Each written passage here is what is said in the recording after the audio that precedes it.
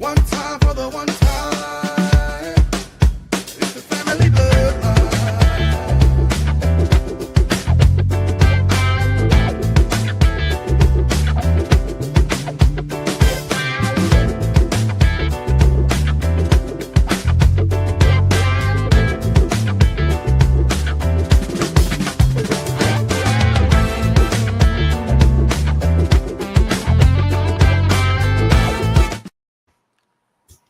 Hey, what's good people? We back.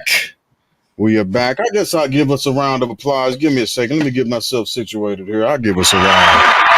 Do the thing, baby. Do it. I'll give us a good round real quick. Get that done and out the way. I don't know what's happening with my internet, but we'll see. I should be all right. We'll see. I was just good a second ago. I got about 1,000 different articles pulled up, so that could be a little bit of a drain or a drag. But it's just you maxing out your RAM over there, bro. You gotta move the library. 1,000 different articles pulled up, so that could be. Oh, what's that? A drain or a drag. That's the internet right there. You maxing out your RAM over there, bro. You gotta move the library. 1,000 different articles. Yeah, there we go. All right. So, as always, a quick round of how you doing. How's the week been so far? Dudes, how's your week been? Hey, it's been good. You know, I'm trying to share the link with some folks, man, but I don't see us live on the family bloodline. Oh, you just hit the button. No, so there's a delay on. Okay. It delays us on YouTube and on Facebook. It'll give us a little bit of a delay because I see us on Instagram, we good to go. I see us on TikTok, and we good to go. And so yeah.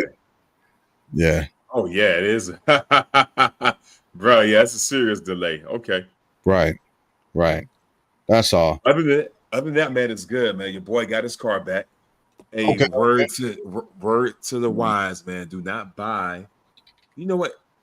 I'm conflicted on it. I'm gonna say don't buy foreign cars, but don't buy American cars either. They're pieces of crap. I got an Audi, an old Audi. I just came out about 3 G's, man. That's Audi. Water pump, PCV valve. They had to disassemble the turbochargers, man. Put them joints back together, and now she needs parts. Yeah, that sounds about right. What year? 2012. Okay. Yeah. Yeah, that sounds about right. If you've kept up with the oil changes, man, you got to pay that 97 for gas, huh? Damn. That part. Yeah. That part. I got a Volkswagen, and same car, same maker, but I'm paying 87. I'm paying that 87, and my maintenance is not nearly as expensive as yours would be, but I also got an Atlas, so they're nice though. There's some people in my parking lot that have them. My cousin has a dealership down in Alabama, not Volkswagen but Ford. He's trying to convince me to get that Bronco. I'm like, nah, no, but there's nothing. Ford has nothing I want, bro. Nothing I want. Yeah, Ford's the ugly car Olympics, bro. Yeah, I agree. I definitely agree. When you hitting the road? Probably like July. Oh, you got time. Yeah. In July, yeah. I got a minute. Okay. All right. I didn't know. Rich, how have things been shaping up with you? Everything's good. Rich, keep it short and sweet, bro. Right. Same here. I'm doing TAP, Transitional Assistance Program, this week. Almost a free man. Almost. I'm just waiting to get the word from my Pueblo and then set my date, and I'll be getting ready to talk real shit. But yeah, we almost there. That's for sure. We are, and I am excited. Every day is one less day that I have to endure some things, and so yeah, I'm excited. I'm very excited, very excited. So with that being said, I know we've got some pretty heavy hitting topics. Oh yeah, we do. I didn't do nearly as much reading as I wanted to. I've again caught up with Tap, but I was still able to do some reading, some pretty valuable reading. So with that being said, jumping directly into the disclaimer before we go too much further, disclaimer views Here we expressed are those held by the author and do not represent any other organization, company, corporation, or entity. Always got to get that out there. Always got to get that out there. Now, with that being said, let's go ahead and jump into the EPA water regulation rollback. What does this mean to you all? The forever chemicals, the that were made mention. The not just that, but the current EPA administration chomping at the bit to roll these things back is what it seems like. They weren't go. as hesitant as the previous personnel that held certain positions in the company or in the infrastructure. And how is that going to affect Americans? What do y'all think? What you think about that? Rich, what you got? Oh man, I'm gonna let Rich go off first, man. Listen, when I know something, I'll tell you. When I'm outside of my scope, I'll tell you that too. When it comes to water and environment and science and all this, I have no clue. I don't know what to okay, believe. So, Gotcha. uh, if you're asking me, do I trust the current administration regarding protecting the environment? No. Am I saying that I'm an environment person? I'm a green energy person. Do I support the prior administration? No, okay, that's fair. because I don't know. I don't know who's telling me the complete truth. And I think both sides, those who are for green energy and protecting the environment versus those who say that we have too many stringent environmental regulations and we need to get rid of some of them. I think they both have points, but I'm not smart enough to Well, understand science. let me ask you this. Let me shape it just a little bit differently. Um, all things considered, and not simply focused on water at this point, but let's take energy in and of itself. Let's take green energy. Let's take windmills, so on and so forth. Right, the green energy that's being promoted. Do you think that there is? Do you think that America is a bit archaic with the way we are still thinking about energy? And what I mean by that is our dependence on coal and oil. Are we a bit antiquated? Does are we keeping with standard industry standard, not just American standard, but global standard?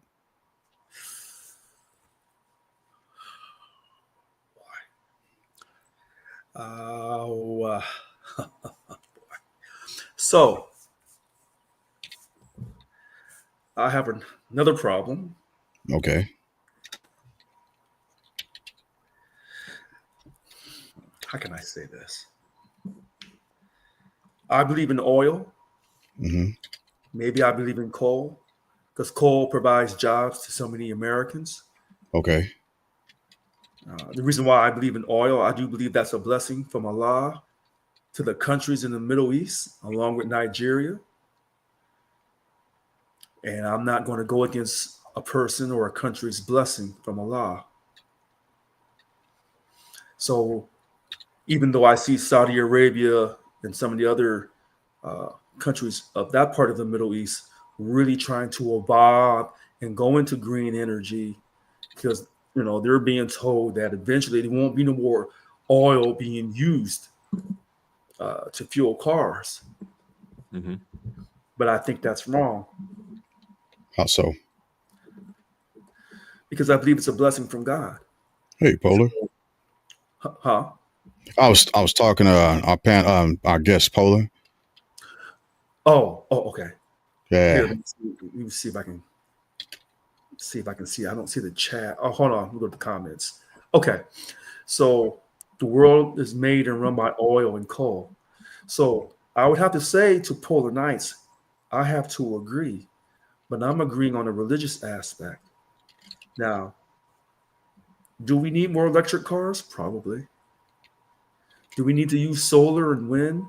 Yes. Do we need to protect our environment on this particular planet? Yes, absolutely. I think that's a righteous cause. Can we do both? Can we still use oil and coal and figure out a way to make the coal clean energy?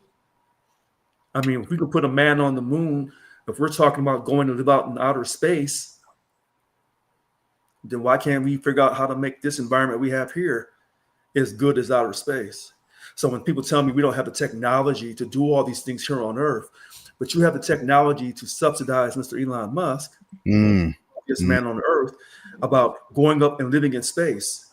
And I don't know when we go up and live in space if we're going to have oil and coal to run those facilities in space. So that's why I said I'm not a scientist. And when the smarty people talk about these things, it depends on what lobbyist is supporting those smart people. Okay. So if you have lobbyists who are promoting green energy, then they're going to give you all the information to make a case.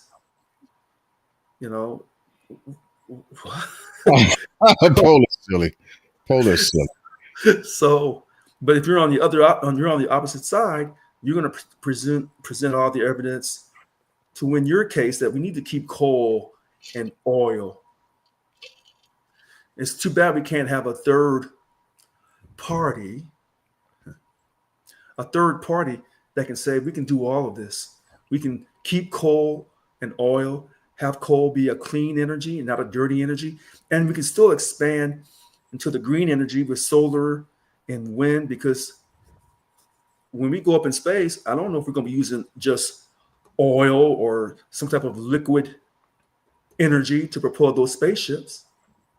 We probably will have to go into a solar or wind or some type of advanced technology.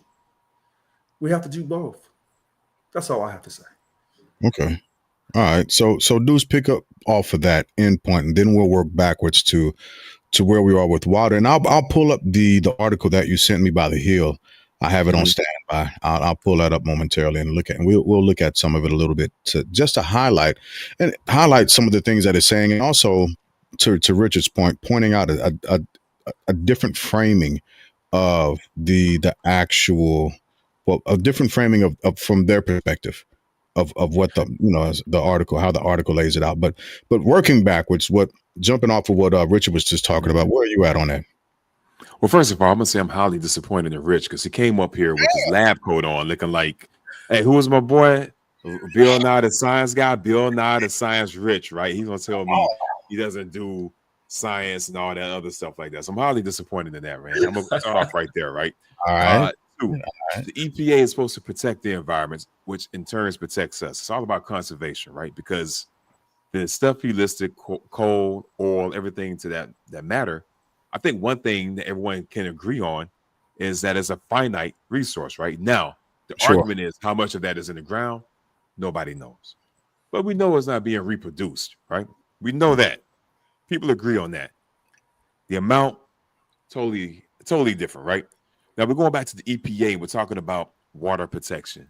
Well, everybody drinks water. Let me back up. What you got? So before we get into water, I was about to get in there. I know. I got you. And we're gonna get there. But the question is America a bit archaic or hell yeah?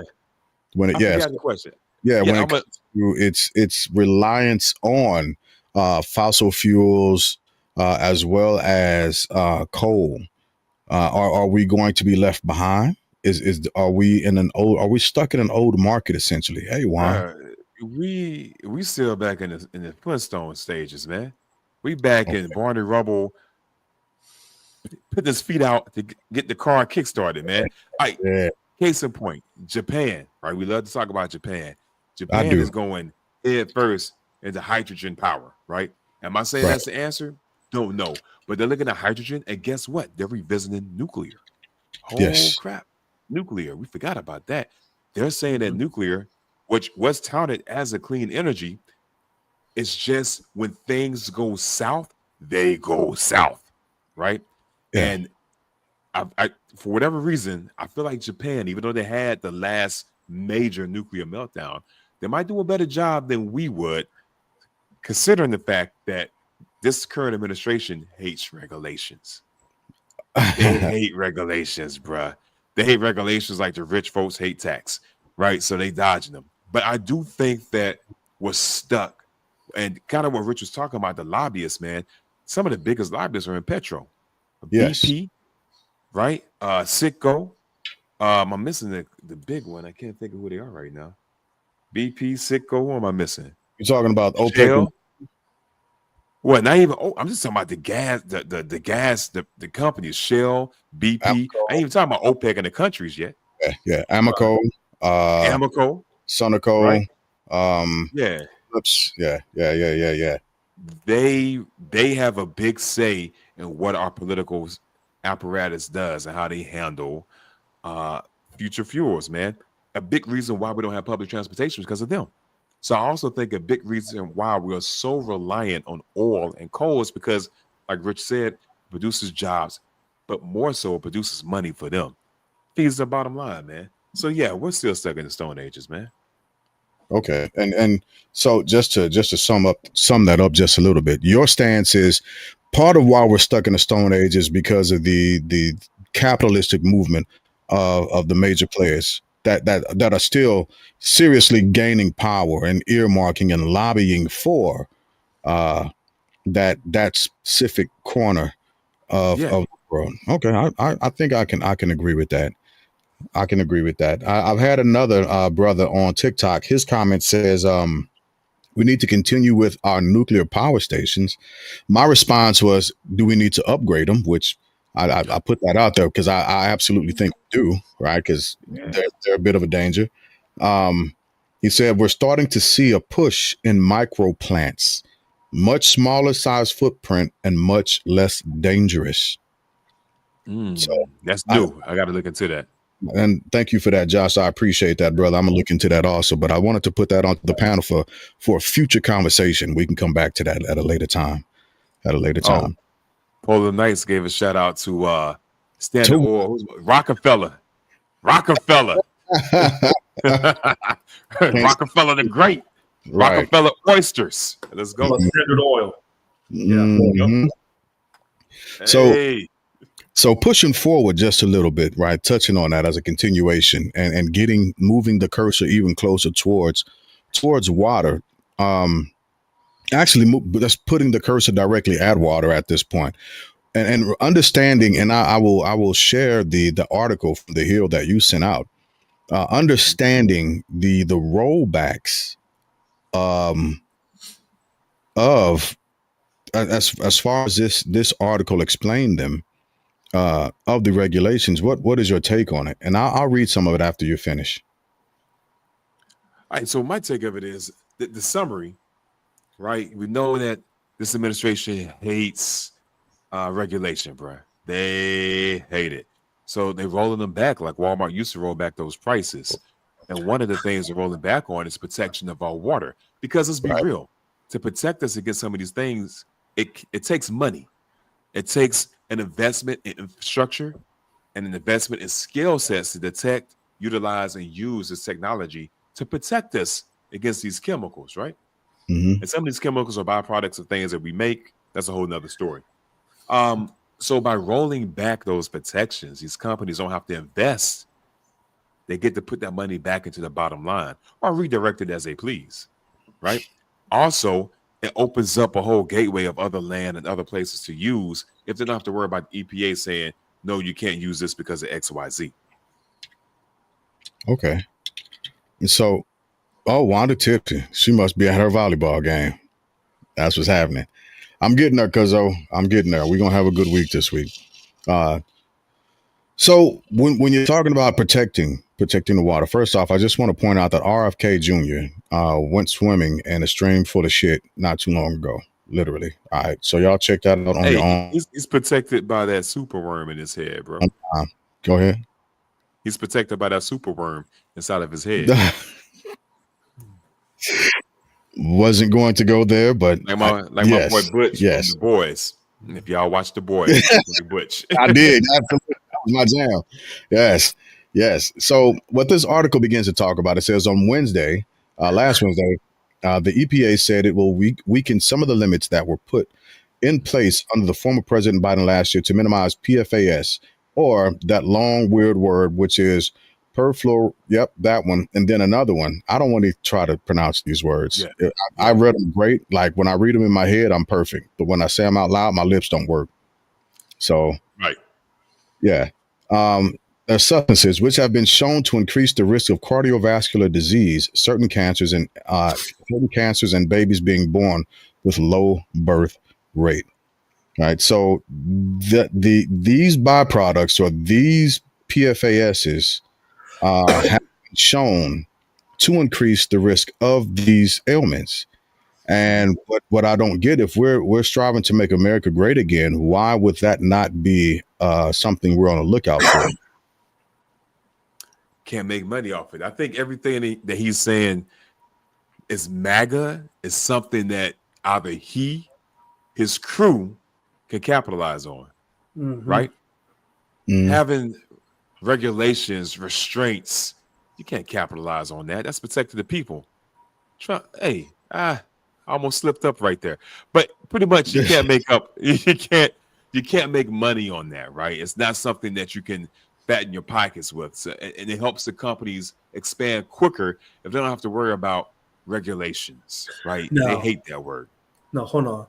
This is where the Republican Party gets caught in hypocrisy.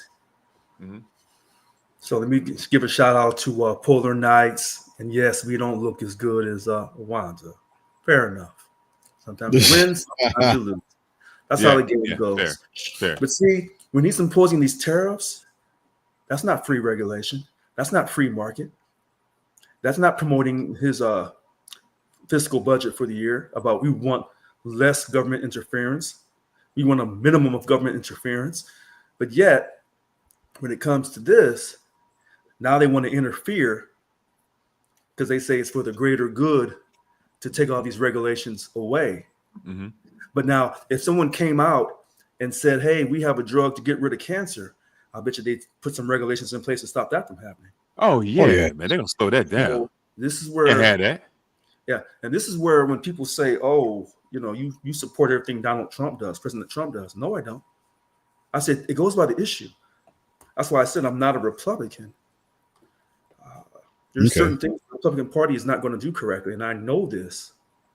So to generate a greater good to help everyone equally, that's not what they're going to do. They're going to help the select few. The Democratic Party, on the other hand, they're going to promote these regulations to protect the environment because they want to come across as we're the party of the people, but in a sense, they're the party of the select few of the highly educated in the Democratic Party. They're not the old Democratic Party from back in the 60s. Okay. That party, is currently no longer exists. So when they talk about all these chemicals and all this, everyone has a strong opinion about what should we put in our bodies. And so when you bring in RFK Jr., no Lord, who's really a Democrat, and they painted him out to be this conspiracy nut.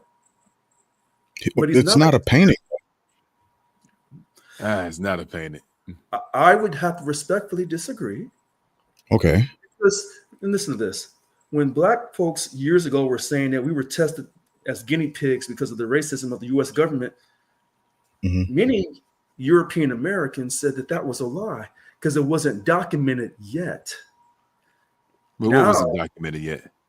That the Tuskegee Airmen, all the syphilis, all those different things that the U.S. government did. A lot of European Americans back in the day said, no, that didn't happen. And now it's documented. It was always documented, but it wasn't released.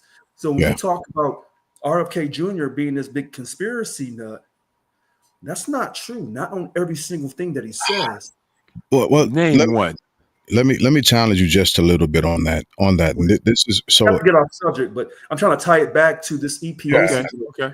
I got written down here that The connection with the EPA, the rollback on EPA, is the Mhm. Drug and Food Administration. The who? The Drug and Food Administration, the FDA. Okay. Okay, I'm So, listening. with RFK Jr., he wants to roll back a lot of stuff. He wants to get rid of a lot of this so-called you have to be vaccinated. No. But let me again, before you jump off in the deep end on that with RFK, just not too long ago, and his hearing with whatever body that was, he flat out said, "I don't think people should listen to me." Okay. In my opinion, that was his. That's what he said verbatim, right? Yeah. Because that was his preface to saying, "I know what I'm not. Well, I know what I'm saying isn't true, but I'm going to say it because it maintains a base." No. What he's saying, in my opinion, Mhm. people don't have to listen to me. So what he's saying is, I'm giving you freedom. I'm not going to make the government pass things and say you have to be vaccinated, you have to do this because we feel that there's an epidemic going on. He was against that from the very beginning. I was against that too. And when the truth came out that epidemic actually came from America, went to China, and then it broke out in the lab, and then when that Chinese scientist tried to explain what happened, he was murdered. Well, Hold I on, wait. missed some of I that. missed that one too. There's some readings that I must have missed. But before we jump back, that's not what he was actually responding to, right? He was responding to the fact to his title, where he sits, and the things that he says. And his retort was, "I don't think people should listen to me," right? Pushing the responsibility on the experts and not actually listening to the things that he's saying, because he knows by and large that a lot of the things that he's saying are conspiracy. They're conspiracies. He Wait a knows minute. it. Hold on. Again, it's only a conspiracy if they don't let the truth out. When they don't tell you, here's an example of this. RFK, not RK, his uncle, President Kennedy, when he was shot, a lot of information they claimed they were going to let out, they have not let out. So that conspiracy continues because they won't release all the information. And just on the Chinese scientist that was in the lab when the COVID broke out in the lab, he admitted that came from America. Bro, okay. I'm trying not to go down that rabbit hole, but you keep putting it right there in my face. All right. So listen to this.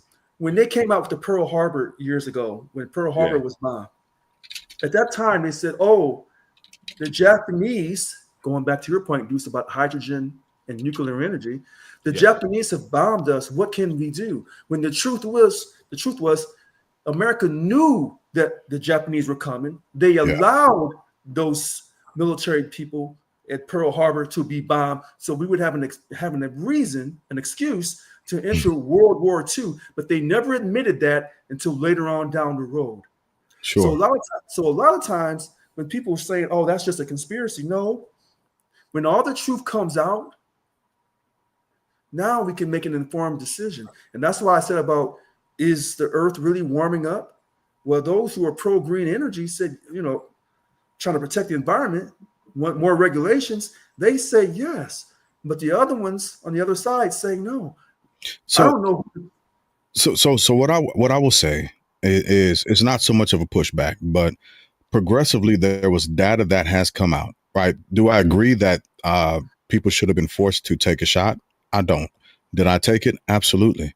But there was data that supported a lot of the things that were said at the time. Like, there was more conspiracy theory that was pushed out to try and subvert what the facts were. And that's the dangerous area that America is living in right now. It's fact versus misinformation, disinformation, and trying to balance it all under the umbrella of conspiracy. Well, a conspiracy is nothing more, nothing less than a little bit of truth and fiction mixed in to make a myth. Right? So, well, I took the vaccination too, only because I was trying to give respect in the workplace. Now, we took those vaccinations. We don't know what the long-term consequences are. No. We're going off what the U.S. government tells us. The Mhm. U.S. government told us that there were weapons of mass destruction in Iraq, and they absolutely lied to us. Yeah.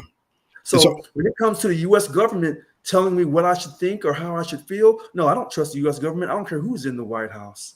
yeah, No, I and don't.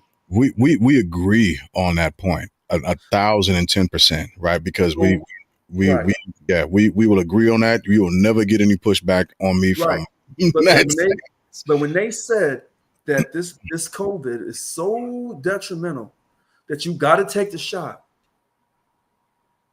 No, because really what the COVID was an advanced type of flu, but it was created in America and took over to China, and that's why they killed that Chinese scientist because he was telling the truth about that. I Now, think what you're saying is a bit debatable. I no, think no, it's It's, no, it's no. highly debatable. Highly debatable. I think what So I have to. Okay, so here's what I'll do. I'll have to try to go look, but even no matter what site I go to, you're never going to accept that site because you'll say that site's a conspiracy site. no. I won't. I won't. If you send us information, I will definitely read it. You know, I'll read it. I'll Yeah. definitely go read it. And I will weigh resources and sources and connections and check the actual facts against science and primary sources as well. I'll do that. But it's just because you send me something from a specific source doesn't mean I'm going to automatically shoot it down. I don't know everything, and I don't know a lot of the stuff I read is in opposition to what I believe, and I do that on purpose. So if you can send me something from Duffel Blog or The Onion, and I'll read it apprehensively, but I'll read it. But then I'll go and I'll dig for more information to weigh across the spectrum to make sure I'm not getting sucked into one side, So except for Stephen Miller. Ah, right, I know. So listen to this. Listen to this. Listen to this. Let's go back to AIDS for a second because that was man-made, and they want you to believe that AIDS came from, of course, Africa, of course, And the of course, monkey. naturally, yeah, naturally. monkeys.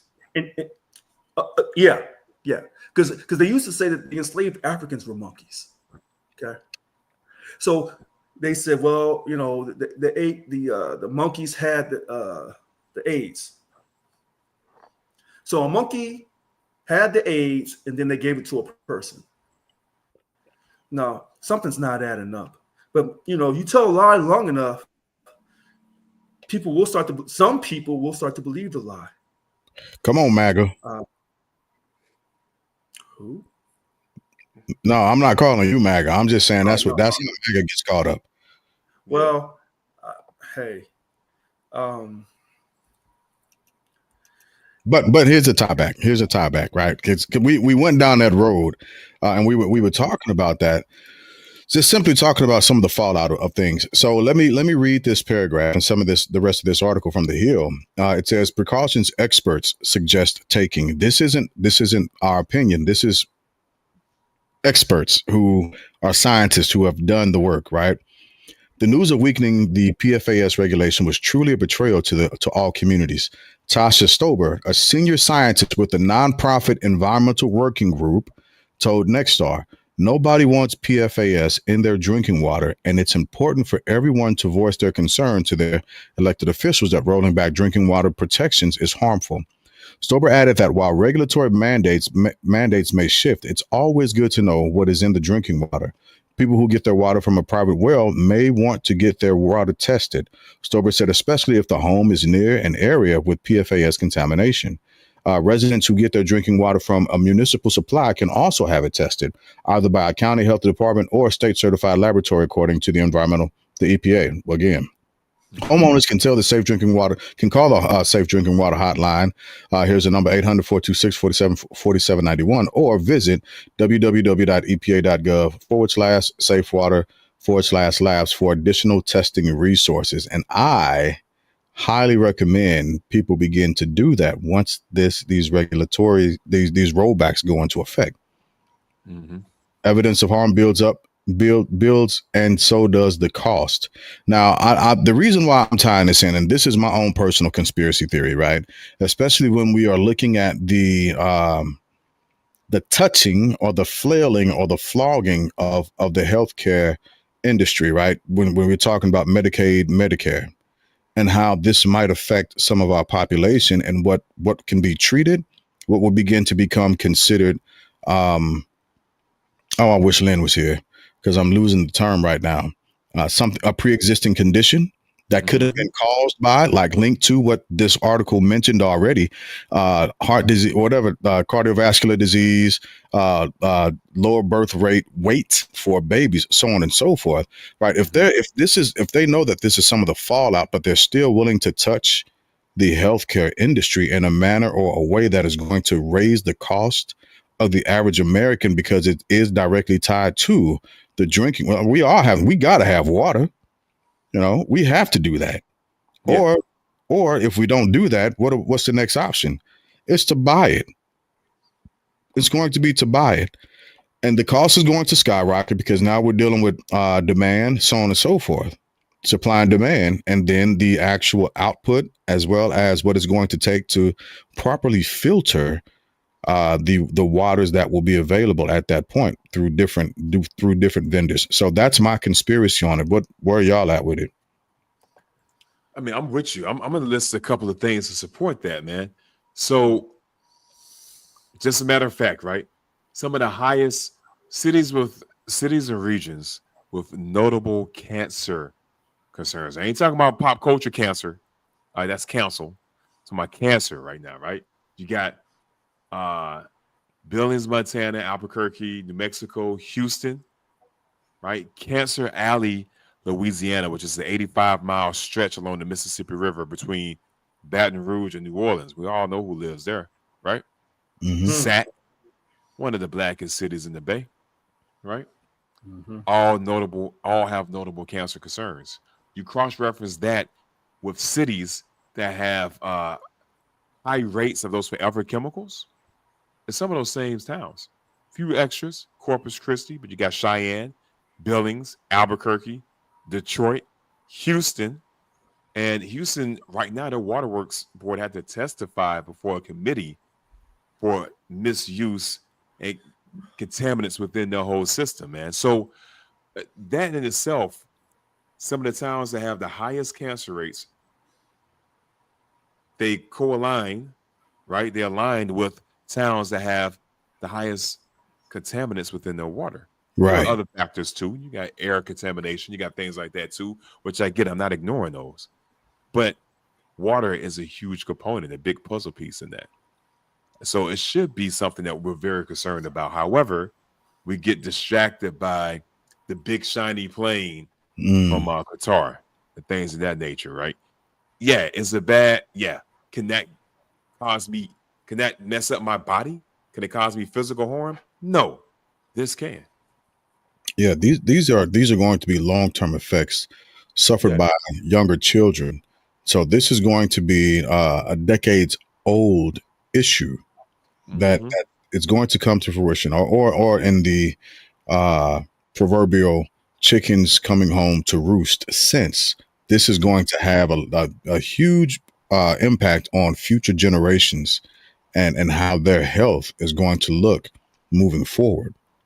Now, the hope is by the time we hit that, we will have progressed in science far enough to scale back some of the actual fallout of what these forever chemicals could actually cause. But it's not a good look for the American. And I'll actually go and I'll answer the same question that I asked you all, especially about America being, if America is a bit archaic and antiquated when it comes to fossil fuels. We absolutely are.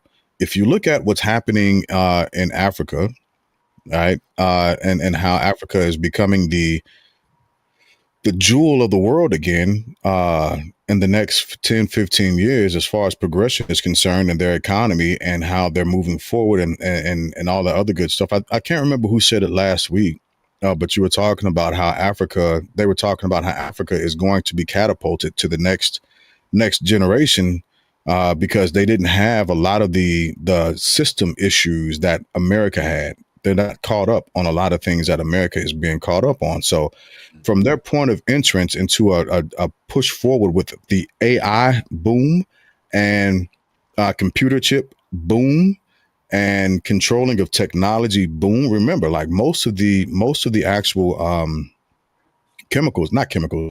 I've been talking about chemicals now. I want to say that, but most of the precious metals and ores that we need are found in Africa. So they will be able to progress a lot faster than most of these other nations.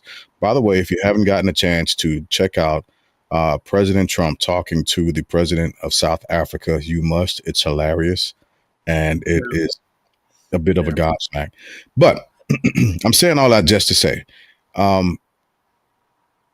comparatively, within the next 5 to 10 years, because technology is running rampant, within the next 5 to 10 years, our obsession with the overuse of these limited resources, such as fossil fuel or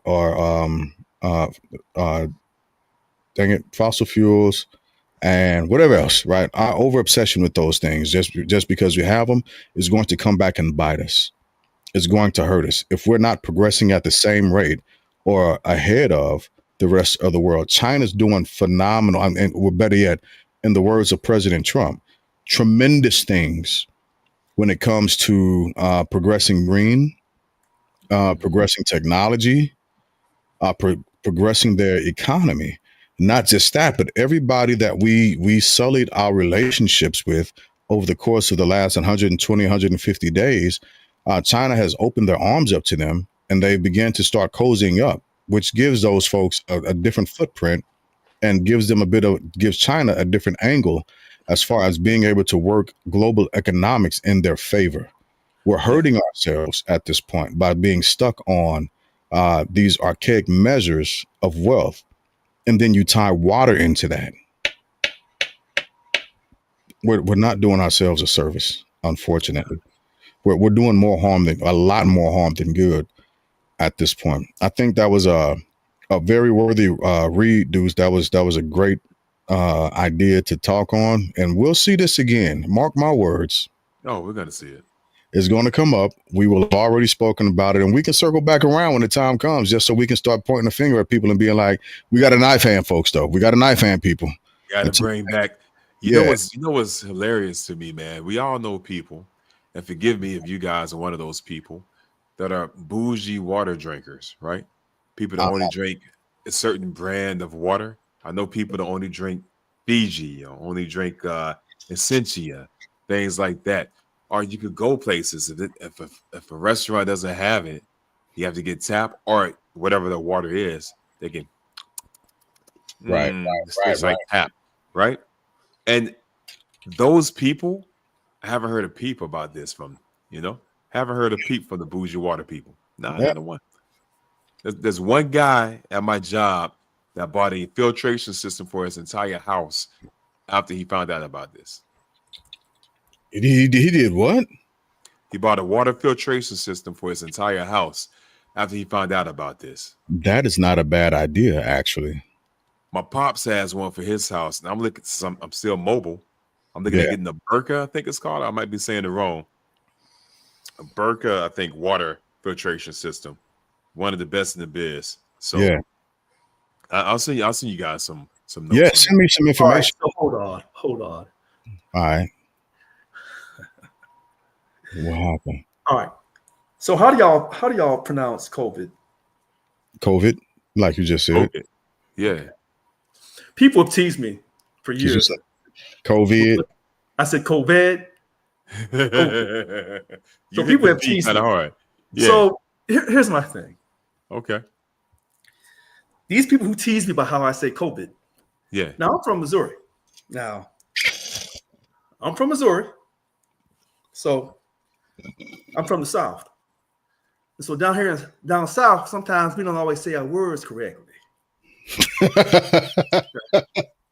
But it's always funny when people tease me about the words that I say because I'm from the South, and then I investigate, and they from the South too. Yeah. And then they want to say that I act funny sometimes. No. There is a difference, though. There is a difference. So I tell people I'm from St. Louis because it's easier for them to digest, especially when they hear me talk. But when I get into my full dialect and I sound country as hell, they be like, "You from St. Louis?" And I'll be like, "Nah, I'm actually from a small town in Missouri called Pacific." Okay. Right. So there is a difference. We got a little bit of a difference in us. And you'll also hear people be like, y'all ain't from the South, y'all from the Midwest. And not to get off subject, because I used to tell people that too. And a lot of European Americans would sit back and they'd smile at me. Oh, you're so nice. Bless your heart. But your state still had slaves, and you were the last state to enter the Union as a slave state. So you were the South, and you were represented on the Confederate flag as one of the unofficial stars. Anyway, I think, as one of the only people on this panel is actually from the South, Alabama, Roll Tide. I mean, we went from Bruce Lee to Murphy Lee to Richard Lee over here, right? So I'm going to say that Missouri. Don't you say it like that. Don't you dare. How dare you? Thank you. Dare you? Y'all are stands of the South. You know what I'm saying? Y'all fanboys of the South. Not at all. No, if you look at the Confederacy, we were the 12th, and Kentucky and Missouri were not officially part of the Confederacy. Yeah. But we were the South because we had slaves and we were fighting. I think Missouri was kind of half and half, actually. No, Missouri wanted to maintain slaves. Right. But I'm saying, but they were fighting. Part of Missouri was kind of with the North, another part of Missouri was with the South. It wasn't gotcha. It wasn't a complete sweep. But I would say from St. Louis going down, sweep. There was that Missouri Kansas compromise, or whatever that was back in the Missouri compromise, the last state to enter the Union. Yeah. Slave state. Kansas wouldn't enter the look at this. Talking about which region is more southern. Yeah. But anyway, this science stuff, y'all way above my head on this. I don't know. And then if I tell you I don't trust something, then you say, well, what's the science behind it? Well, I don't know. They told me, my family, when they came to America, that we were inferior. They had a science for that, Mr. Charles Darwin. So I don't know. So the funny, I will repeat something that I heard NDT, Neil deGrasse Tyson, say about the inferior complex, as it stated, right? And as he states it, and he says it, there was a point where we were likened unto Neanderthal, right? And when we were likened unto Neanderthal or monkeys, or there was a gap of evolution that we didn't understand, well then, though they were the lowest form of human with very little evolution. And then a study came out that showed the actual percentage of who had more Neanderthal ties to them in their DNA, and it wasn't us. And then all of a sudden came the boom of, they must have been very intelligent beings because they had to do this, they had to withstand that. And he calls it like the most racist point in history. Wait a minute. This thing about scientists, and so I said I don't know who to believe. The school I went to, Charles Darwin's name's on the building. Oh, for real? Great evolution. Yeah, Charles Darwin. What they call it, the evolution of species or whatever. Yeah. Yeah, that puts us at the bottom. But he also got his idea from another brother who was Arabic, or I don't know. I don't want to call him. He practiced Islam. He may have been a Moor, and that's where Darwin actually got his information from. He didn't come up with that by himself. Charles Darwin, the Charles Darwin that I know, was a straight up racist. Yeah, but yet his name is on the building because he was a great scientist. I can't think nothing. So that same feeling you have about Stephen Miller, I have for Charles Darwin. Yeah, because you try to say that I'm racially inferior to you, when the truth is, no, your people came from my people. Yeah, and that's science. And even when they said the science that Africans have the master gene, the superior gene, but we're still inferior. Okay, so back to this EPA and this water and all this. I don't know who's telling me the truth. I don't know. If you go and you follow the actual science because science doesn't have a bias, right? Yes, it does. No, science, pure science. When it's done when it's done under the guise of actual trying to prove law, true science, it does not have a bias. It can't.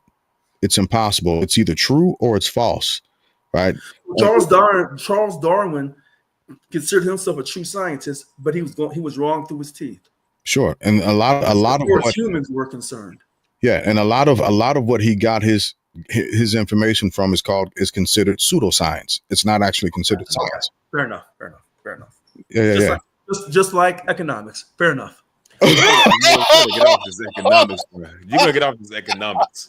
It's not a pseudoscience. Economics is a legit skill. Nobody walked into it, man. James is talking about science, and he brought economics in here from left field, man. Pseudoscience. You said that Yes. Darwin. Oh my Yes. God. Pseudoscience. I said, oh, that's just like economics. And That you just throw that out your lab Personal coat. Nah, opinion. Rich. golly. Not attacking economics I swear today. that's part of the banking system. I don't know if he's That was well. some type of central bank he's with. I don't know. Oh my goodness, that is hilarious. Study of how people use money. Oh, wow, that Even when you brought your friend on Lynn, dudes couldn't accept it. So he couldn't accept it from me. Lynn is one person that y'all are two Oh, you people couldn't accept it combined from me. that do Couldn't not accept it- agree with economics. Okay. Two people. so We yeah, gotta take a poll. I think you both have a very valid point when it comes to economics, right? Is it a pseudoscience in a sense? Yeah, because the dollar only does literally have as much value as we give it as a society, right? But that doesn't negate the value that's placed on it once society, gives it that value. It can't be taken away because we've given it to it. If you go to any university, the economics is taught in the liberal arts department. That tells you it's a high class opinion, and that's all there is to that. I just made fun of a whole bunch of liberal arts degrees too. I gotta. Oh, Oh man! Somebody came and asked what the difference Listen between to BA and this. Supported BS by was. numbers. Supported by numbers, and What you know, but you can take economics numbers is and all make them about? It's a study of how people react to Correct. money, right? That's correct. It's yeah. That's behavior. So I So can see behavior it is fits in with yeah. yeah. So it definition. fits in with sociology, right? Yeah, it's a behavior study.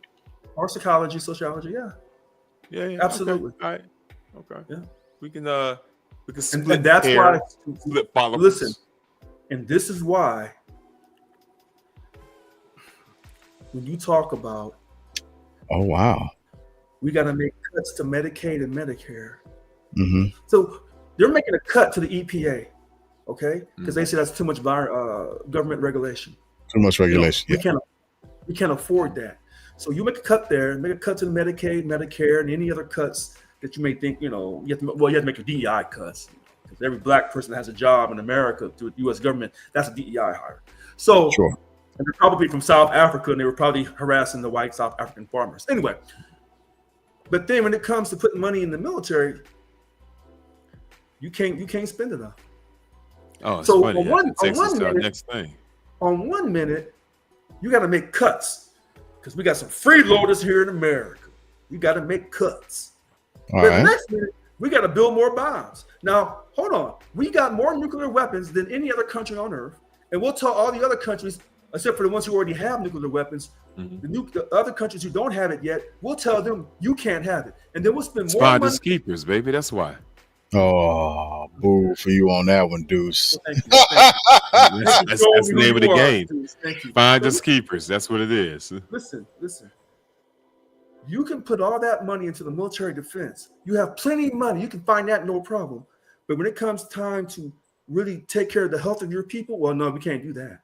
That's government. That's too much big government. So you're a hypocrite. But this is the foundation of some of those who came to this country. Oh, look at that. Social science. Hey, this is Merriam-Webster. It's Merriam. Yeah. I know what I'm talking. That's why when we were talking about scientist stuff, I kept my mouth shut. You see how quiet I got? A social science concerned chiefly with description and analysis of the production, distribution, and consumption of goods and services. And listen to this. Very The social science in regards to economics, the father of economics is Adam Smith, a European. Mm-hmm. So he's going to tell you with his brilliant analysis of what is a scarce resource or not. And so the things that you have, you'll trade with other countries who don't have that. And what they have, they'll trade with you. But this is from a European mindset because Europe didn't have anything. So they had to go to Africa and Asia and grab as many natural resources. Listen to how I say this. They had to go to Africa and Asia to grab as many natural resources and labor they used to. Maybe they still do. There's a thought process with that back in the day, way back. The kings and queens, the dynasty areas, right? That Europe went through several famines. Okay. Right? They had more people than that little rock of land could accommodate, and that forced them to explore, to find initially food to bring back. But when they found other things, to your point, to try to capitalize on it, no other society was forced to do that. Forced to explore to bring food back to the people in such a nature. Yeah, other civilizations didn't have to operate out of the mindset or psyche or societal governance of scarcity. Right. Everybody. There you go. Mindset. Yeah. Because remember, Europe, if you don't include Russia, Europe is a small landmass. And even I don't include Russia. I don't include Russia because So even though Russia is considered part of Europe, so really kind of Asia. So anyway, Europe is a small landmass, and even though that landmass, they can grow, fruits and vegetables, or they can grow their own food because it rains enough. They don't. That's why they were in the Dark Ages for so long. They had to go and grab resources and people because they didn't have enough of their people to come to North America, to America, and get anything done. Well, I gotta ask you to pause in place real quick, bro. We got a shout out to Deuce, and I like this name. I just need to hear how it's pronounced. Deuce. Tamaris. Oh, I was wrong. Okay. What were you gonna say? I'm not gonna say what I was gonna say, but I like the name. Tamaris is even better. That's even better. That's a jazzy ass name. Okay, got it. That's groovy. All right, my bad, Rich. No. So anyway, I'm just making it short and sweet. Europeans had to do what they had to do because remember, they didn't have usable landmass, but Africa never had that problem. So in Europe, you had to put land titles on your land, and then if your people spoke the same language as you had to work together to keep the other people who had to spoke a different language from coming to take over your country. So they developed their countries and their national origin. But in Africa, you didn't have to do that. There was enough land. If I didn't like how James was getting down, I'll just move over a little while. Move over a little bit. I didn't need land titles. Asia didn't have land titles. And when Europeans came to America, the Native Americans, they didn't have land titles either. And that's why they had a hard time. And then they didn't have. I think you're onto something. There's something to be said when your foundational makeup that's etched in your DNA has to operate out of a psyche of scarcity. It will shape and develop your your outlook. The White House is the epitome of that. So he's saying, we're going to take away all these government regulations that has to do with the environment, because all those regulations are going to slow down the corporations from making all their money. And here's your answer. Man, I don't know. No scientists. I don't know what's happening. That slows down a corporation from making money, if President Trump or his family or his friends or associates or newfound friends, if you slow down their money, ain't happening. Well, let me ask you this. How is rescinding the TPS for Venezuelans, how is that messing with his money? Is that the current POTUS, or is that somebody else doing that? Now, personally, I have an opinion about that, but I'll make sure I'll say that later. But if it comes down to simply operating for your friends, or what do we call it? KBR, cousins, brothers, and relatives. Bless you. This is a little different. Why has it become important to remove the TPS status for Venezuelans?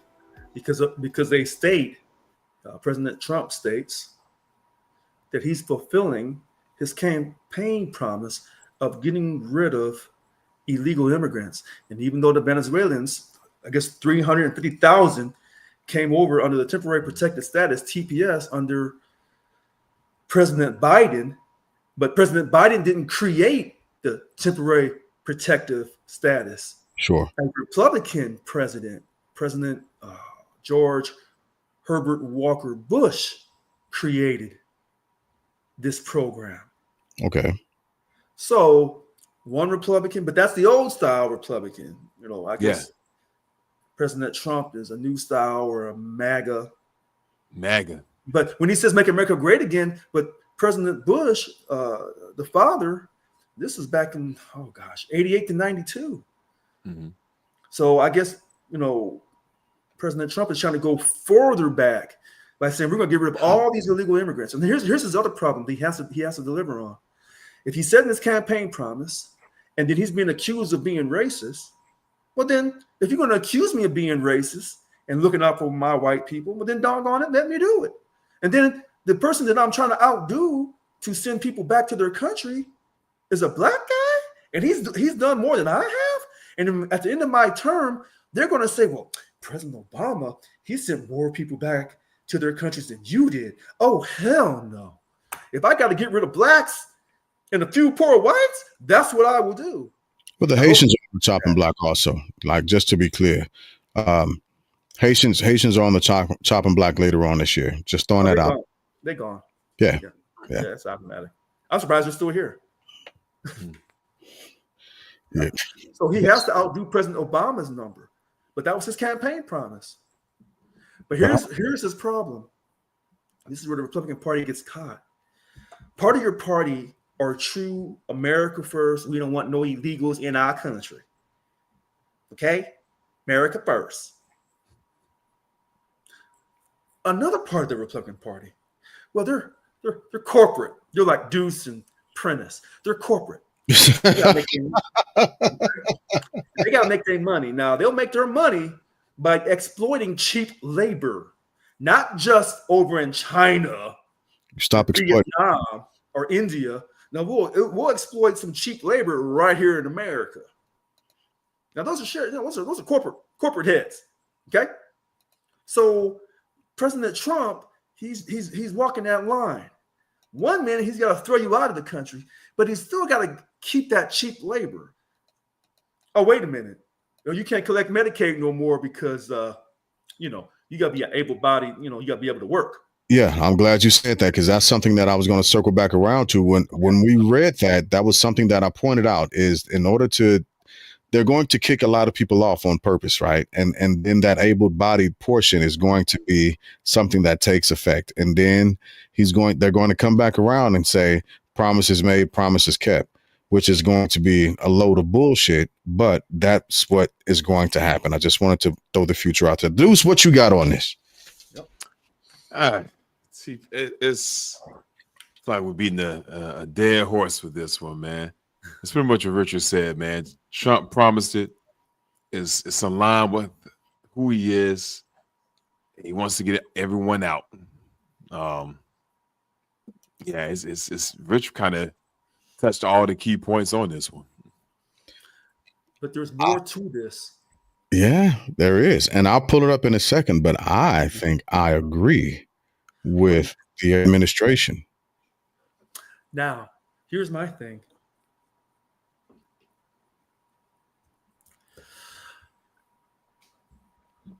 It's tricky.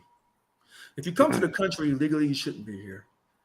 But in the same hand, you've always been encouraged to come to the country. America at its best tells you one thing, but does another. Well, that's the foundation of the country. Freedom of religion, freedom of speech, except for you, enslaved African. You're just a piece of property. Okay. We believe in laws, except for you, Native Americans. Oh, we'll break some treaties. I want to read directly from the immigrationforum.org, right? TPS, just to define it so people actually understand what TPS is and how it relates to the Venezuelans that are being affected by this. TPS, temporary protected status, is a government protection granted by the Secretary of Department of Homeland Security, DHS, to eligible foreign-born individuals who are unable to return home safely due to conditions or circumstances preventing their country from adequately handling return. That's the definition. And it ended February, and she didn't extend it out. Well, Tristan, no. Sure, no, right. When can DHS designate a country for TPS? They can do it. The secretary can designate it. Ongoing on what? Come on, Chris, you know better. Ongoing armed conflict such as civil war. I'm finna hold on. Give me a second. Let me respond to this. I can't check him out because I'm doing my podcast that you are interrupting. This is good. I like how you pulled this up. This is good. Nah, Jeez. this is People good. know I do this. I do this, son. But getting back into this, right? So the secretary can designate a country for TPS due to ongoing armed conflicts such as civil war, an environmental disaster such as an earthquake or hurricane, an epidemic, or other extraordinary or temporary conditions. Call your lawyer. That's what that means. Yeah. Listen, anytime America does something, when they put in other extraordinary or temporary conditions, that means what is your definition of extraordinary? Call your lawyer. I'll get my lawyer and we'll go to court and we'll argue over it. That's what that I'm means. gonna say this though, man. Like this is some straight up BS, man. I don't agree with the administration on this, man, because if you had a previous administration that gave you protective status, Sure. right? Now we could argue that there were other measures they could have done to make sure that these people were protected for a longer amount of time. But to Rich's point, TPS was initiated by freaking Bush. Bush 1. All right. 88 to 92. So this program has been around for eons. And up until now, when a demographic utilizes it, that an administration does not like, that's when it wants to strip it away. Come on, man. Well, that's what leads to more mistrust into the government, man. So what's your counter? Some of those points I don't disagree with. However, what the reason why I push back is because technicalities. There are technicalities that are actually being observed. TPS can be granted to an individual who is a national of a designated country, has filed for status during a specific registration period, and who has been continuously physically present in the U.S. since a designated date. Now, these are the countries that are designated as TPS. Okay. Venezuela, approved of individuals. This is where they're getting that 350K people from, right? Okay. Haiti, El Salvador, Honduras, Ukraine. I want to read all of them. Afghanistan, Nepal, Syria, which is weird and concerning to me, honestly, but that's for other different reasons. Cameroon, Nicaragua, Ethiopia, Burma, Yemen, Sudan, which they're actually trying to start pushing back on Sudan also, Somalia, and South Sudan. Now, I would like for you to do a quick Google for me and tell me, according to the standards and definition of TPS, what conditions are happening in Venezuela right now that does not allow or afford them or that country to be able to adequately handle the return of their citizens. That's my pushback. Wait, can you go back on that screen a little bit, raise it up a little bit? The secretary can designate a country for TPS due to stop right there. No, stop right there. Yep. Armed conflict. So you're saying there's no armed conflict in Venezuela right now? Nope. Okay. Environmental disaster, there's none? Nope. No epidemic in Venezuela? Nope. So I'm gonna call my lawyer because the extraordinary is subjective. So I'm gonna call my lawyer because there are possibly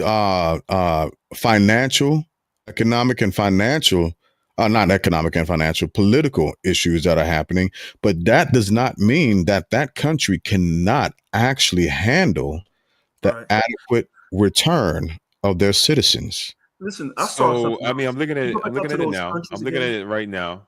Uh, Humanitarian situation since Which, for Venezuela since which, Maduro won his third term, right, okay, in Mhm. January of this year.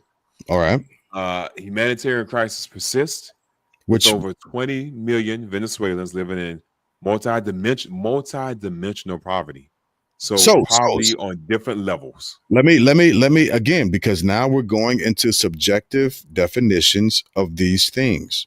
Just Okay. because a country is experiencing extreme poverty does Mhm. Yeah. not mean that they cannot adequately handle the return of their citizens.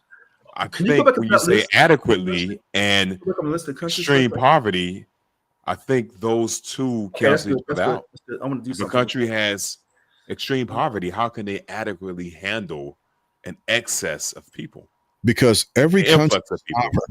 Every country is sovereign, and it's up to every country's government to take care of their citizens, not another country's responsibility. So America isn't Mm. responsibility of the economic structure of Venezuela or how their economy is being run. They may experience extreme movements of poverty, but so are countries in Africa. But that does not mean that they cannot adequately handle the return of their citizens. Their citizens may live in shambles. I They may think live in shanty towns like in Jamaica. I think adequate is the key word that you say. Yeah, I think that it goes back to your point. We got to define these exactly. words, right? But Yeah. adequate and not having proper housing or even access to essential goods is what it says, right? Okay, so I whose think whose that job is it, Deuce? But whose job is it to okay, ensure that country has proper food, proper housing, right. proper transportation, or has established the ability for their citizens to work? I'm with you on is that government. What I disagree with you on, the people are already here.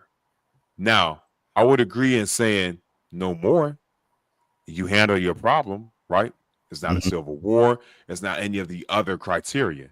No more. But these people are already here. I don't know when they got here. I don't know when. Anybody know when they got here? I haven't found Oh, anything as far as when the first person began to Okay. come, but it did happen when they were actually experiencing it more happened in civil 20, unrest. 20. So between 20 and 24 is when they came. Okay. So with the Because CP, she terminated the 18-month extension. Well, they got an 18-month extension of the huh? TPS, Okay. but Yeah, when Biden, no, go ahead. I'm sorry. I was saying, yeah, because I read that article also, right, Mhm. from 2018 through Biden. But again, as a continuation, I can't say that those conditions have remained the same from 7 years ago. So he went in office in 21. So sometime in 21, he gave him this TPS, or 21 or 22. Mhm. And then in 23, it seemed like that 18 months, somehow in the middle of 23, the 18 months was getting ready to fall apart.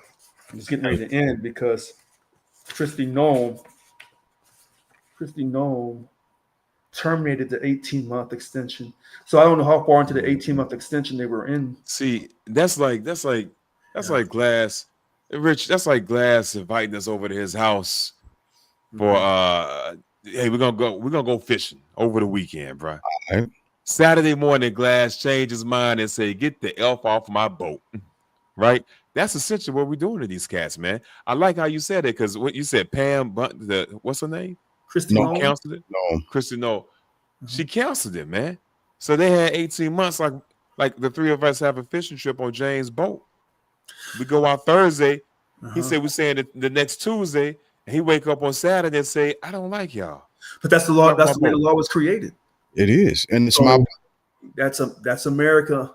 yeah, it's my boat. So if I But decide that I here's don't the want thing. my boat, But it's gonna be on my if boat. they had 18 months and she didn't give them the 18 months, Hold on a second. Here's something else I'm that not I gonna be mad at them for have that to people. lie to you all.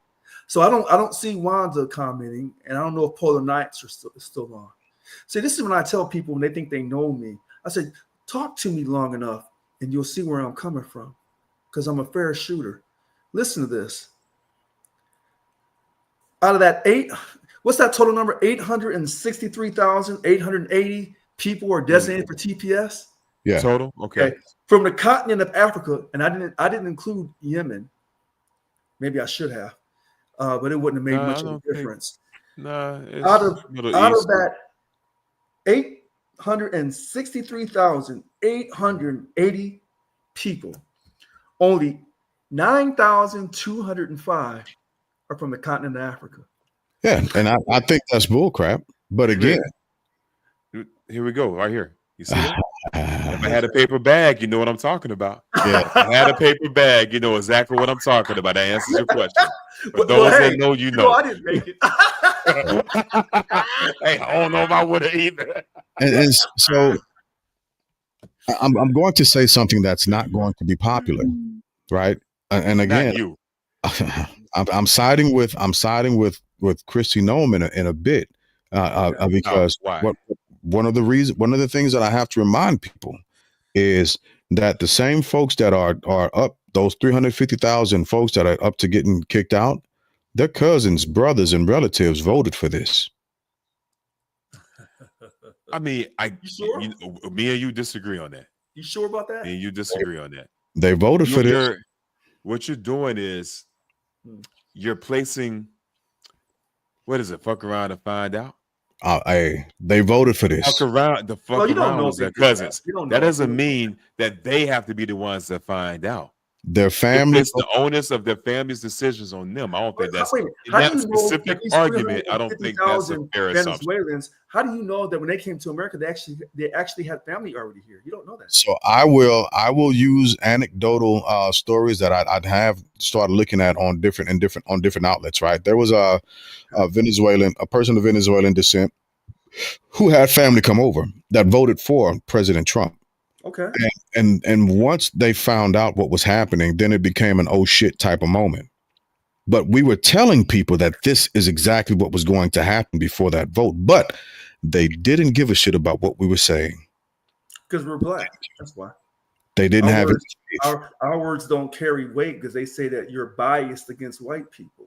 To the point to where the GOP, I don't know if it was a GOP convention or whatever the case, but there was a sister of Latino descent that was on stage praising President then candidate Trump.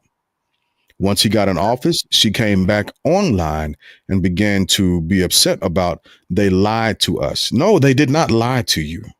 They told you that this is what was going to happen. No, they said we're going to make sure I say this correctly.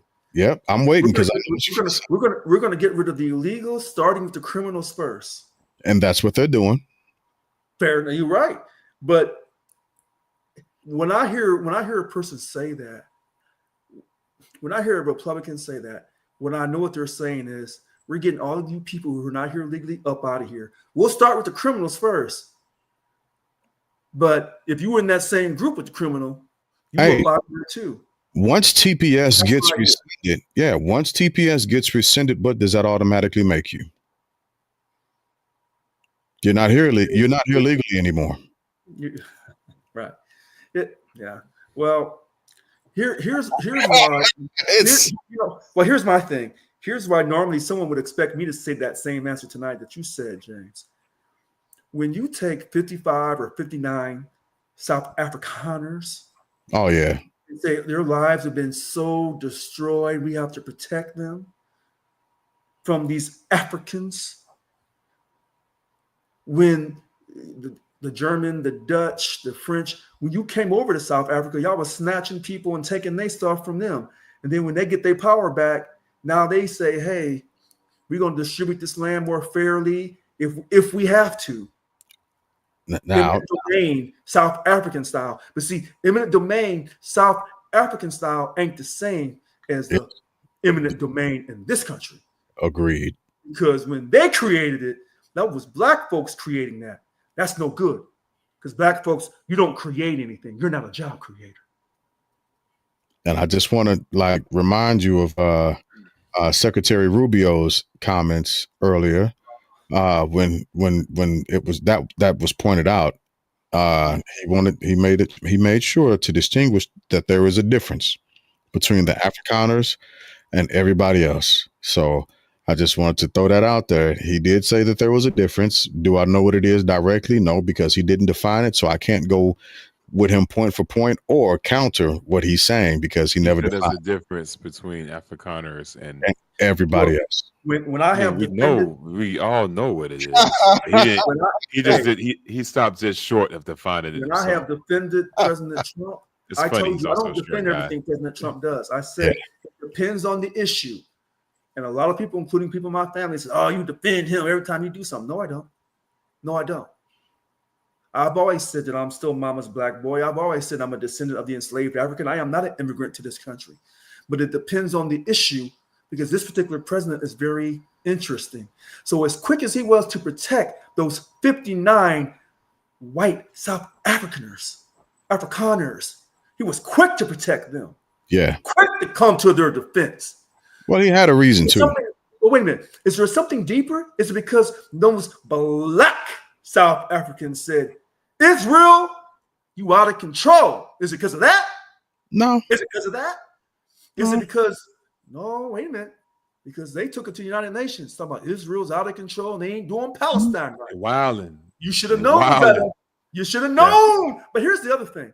As quick as you were to save those 59 white South Africaners, you were quick to save them. But when they asked you to condemn them white boys in Charlottesville, when they said Jews won't replace us, Hey. I'm done. I'm good. Hey. Your show, and I'm no. No. What the only thing that I'm going to say, dang it, I almost lost it. Crap. Give me a second. Go ahead, Deuce. I know you were trying to say something. It'll come back to me in a second here. What I was going to say. I'm just thinking about this is a slippery slope, man. Considering who we're dealing with, the promise was made 18 months. To Richard's point, we don't know how deep into the 18 months we got before they rescinded said promise. These people were given TPS status and protections by a previous administration.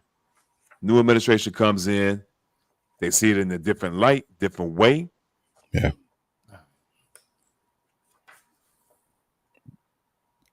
So what I will say. Sorry, Suri. Hold on, I'm sorry, my bad. Suri just. Oh, she hopped on. She was trying to. Yeah, all the time. So Gotcha. The point is, they come in and they define things in a way that fits their framework. Sure. Birthright citizenship. Yeah. Right? TPS status. Yeah. Right. Some things that are in the big beautiful bill. Great point. Habeas corpus. Right. So they're redefining things to fit their agenda and their framework. It's a slippery slope, gentlemen. Oh, that's the part of the narrative that I hate. So right? this Supreme Court. That's the part I hate. The Supreme Court. Yeah. Because remember, I told you I'm in the blue state. So if it's liberal, I'm fighting liberals. So the federal judge said, you're not sending these people back. And then they took it up to the Ninth Circuit Court of Appeals. Right. San Francisco. They said, nah, So they said, we do emergency application to the Supreme Court. We know we'll get our way there. And they did on this particular issue. Yeah. Kavanaugh said, I'm with you, bruh. I'm with you, bruh. Brett was like, I'm with you, bruh. Yeah. Well, wait a minute. Hold on. Now, though. Now, they wouldn't tell us to vote. They didn't tell us to vote. And then sister, Ketanji Brown, she said that she would have denied the administration's request. And she's still trying to block it. Ketanji, don't say nothing. I know you're trying to hold down, sister. I know you're trying to be in there. But every time you say something, you know what that tells President Trump? Boy, I can't get rid of your ass. But find me another black woman in a position of power because she's gone. Well, let me also remind you as to the South Africans why it's important because they were paid for. There was was it $250 million that was donated to a campaign in order to get this push. From who? Elon Musk. From a South African. From who? What specific South African? Elon. Like, make no mistake about it. Make no mistake about it. And it's being done because the continent, the countries on the continent of Africa are pushing back on him trying to lay a footprint down in Africa so strong that he will have a control over global information, right? That, and primarily with Starlink, right? Gambia right now is debating on whether or not they're going to allow Starlink to be in their country. And right now, it's almost a 50-50 split, but it doesn't look like it's going to work. Nigeria pushed his ass out, right? Ghana's going to be next, and it's going to be a continual thing. As soon as China begins to get their internet infrastructure up and running, that's who's going to influence the countries in Africa's internet the most. Hold on a second. This is tricky, and I'm going to tell you why. Who would I rather trust? My government telling me what to do, or China? Oh, we fucked. I would trust my own government. Africans in all those different countries have to make a decision because they can't create it on their own, and they should. They shouldn't go through America or through China. And China's trying to grab all their resources the same way America and Europe's been grabbing African resources all of these decades. So now China's running over there trying to have children with the African women. So a part of me is like, no, don't let Elon Musk come to your country. But doggone it, don't let China into your country either. Create your own Starlink because you're smart enough. You're brilliant enough. I believe in Africans because I believe in myself. So create your own. Be your own job creator. Yeah, and all those European conglomerates out of your country and control your own resources. Oh, wait a minute. Hold on. Oh, wait. That's Colonel Gaddafi. He said, hold on. Just pause on that for a little while. That's a dangerous topic. Now, I would say that one's a dangerous topic and subject. I'll stop talking. I'm done. No, I like it though, but now we got a new thought leader down there that's running right in his right in his footsteps. Who's that? Which one is that? Down there? Like young gun. What's his name? Out of South Africa, or are you talking about Ibrahim Traore? Him. Where? Traore and Burkina Faso. Yeah. Well, you know, there's on Facebook. There's a little clip of an African saying that. Oh gosh, he rattled off like 5 different Africans who were preaching that country's independence, and then they were assassinated. Yeah. This guy's faced multiple assassination attempts too, and it's still going. It's still going. It'll be a blessing if he sees 40. It'll be a blessing if he sees 40. I think it's like 35. Yeah, but even with that being said, the average age in Africa on the continent right now is like between 25 and 30 or 35. That tells you about when people, particularly this country, when it talks about its Christian values. I tried to tell y'all about American Christianity once before. I want to hear it. So when I say, hey, I believe in God and I have a special destiny, people say, oh, we don't want to hear it because you think you're better than us or blah, blah, blah. No, absolutely not. You are my equal. I am your equal. And I'm going to treat you as such. But some people, when they talk about God, and then they talk about taking away your Medicaid and Medicare, if it's true or not, we don't know. But if it's true, hold on. If Rich is inside of the big, beautiful bill. It is a part of the big, beautiful bill. It's a part of the big, just to quote the big, beautiful bill, is automatic cuts of up to $500 billion in Medicare. Right. So cuts of up to $800 billion in Medicaid. Wait. Read that first number for Medicare again. $500 billion. This is over a decade. Both of over a decade. We read it. All right. So President Trump came down on Monday and told the GOP in the House, get it together. Don't be, quote, fucking around and don't do anything to Medicaid. Here's the thing about in his bill. Hold on. If you were right, Dukes, and I'm not saying that you're right or you're wrong. It's in the bill. It's in the bill. No, hold on. No. Like y'all about to try and set up another swing back around to the bill. Here's what I'll say about that. If they make cuts and they can prove it that the cuts were made to Medicaid and Medicare, I promise you the Republicans will lose the House in 26. If the Democrats or a non I disagree, because there's other stuff in the bill, MAGA accounts. You heard about that? no. It's a page out of Rockefeller's book, man. Between now Mhm. and 2028, when Trump's term is up, every baby born will receive $1,000 in a MAGA account. Now, what is a MAGA account? It's a tax deferred account. Don't know, didn't do the research, but hey, That's that's not going to work. That's not going to. Listen, I'm telling you, if they make those cuts and people feel it to Medicaid and Medicare, the Republicans will lose the House in 26. It's the same thing when I told the Democrats, as long as you keep talking about open borders and transgender rights, you will lose the election. There are certain things you will lose in this country, regardless of your party. There are certain things this country currently ain't going for. Open borders ain't going for it. Transgender ain't going for it. As far as transgender girls playing in female sports, ain't going for it. I got you, Rich, but I don't think it's gonna be. I don't know how the cuts are gonna. I don't know the timeline of the cuts over a decade. 500 billion and 800 billion to those I don't two know what to programs. believe. So It's in the bill, Rich. It's not anything to No, believe. It's those in the cuts are bill. not as clear cut as you make them out to be. No, they're not. That's the point I'm saying.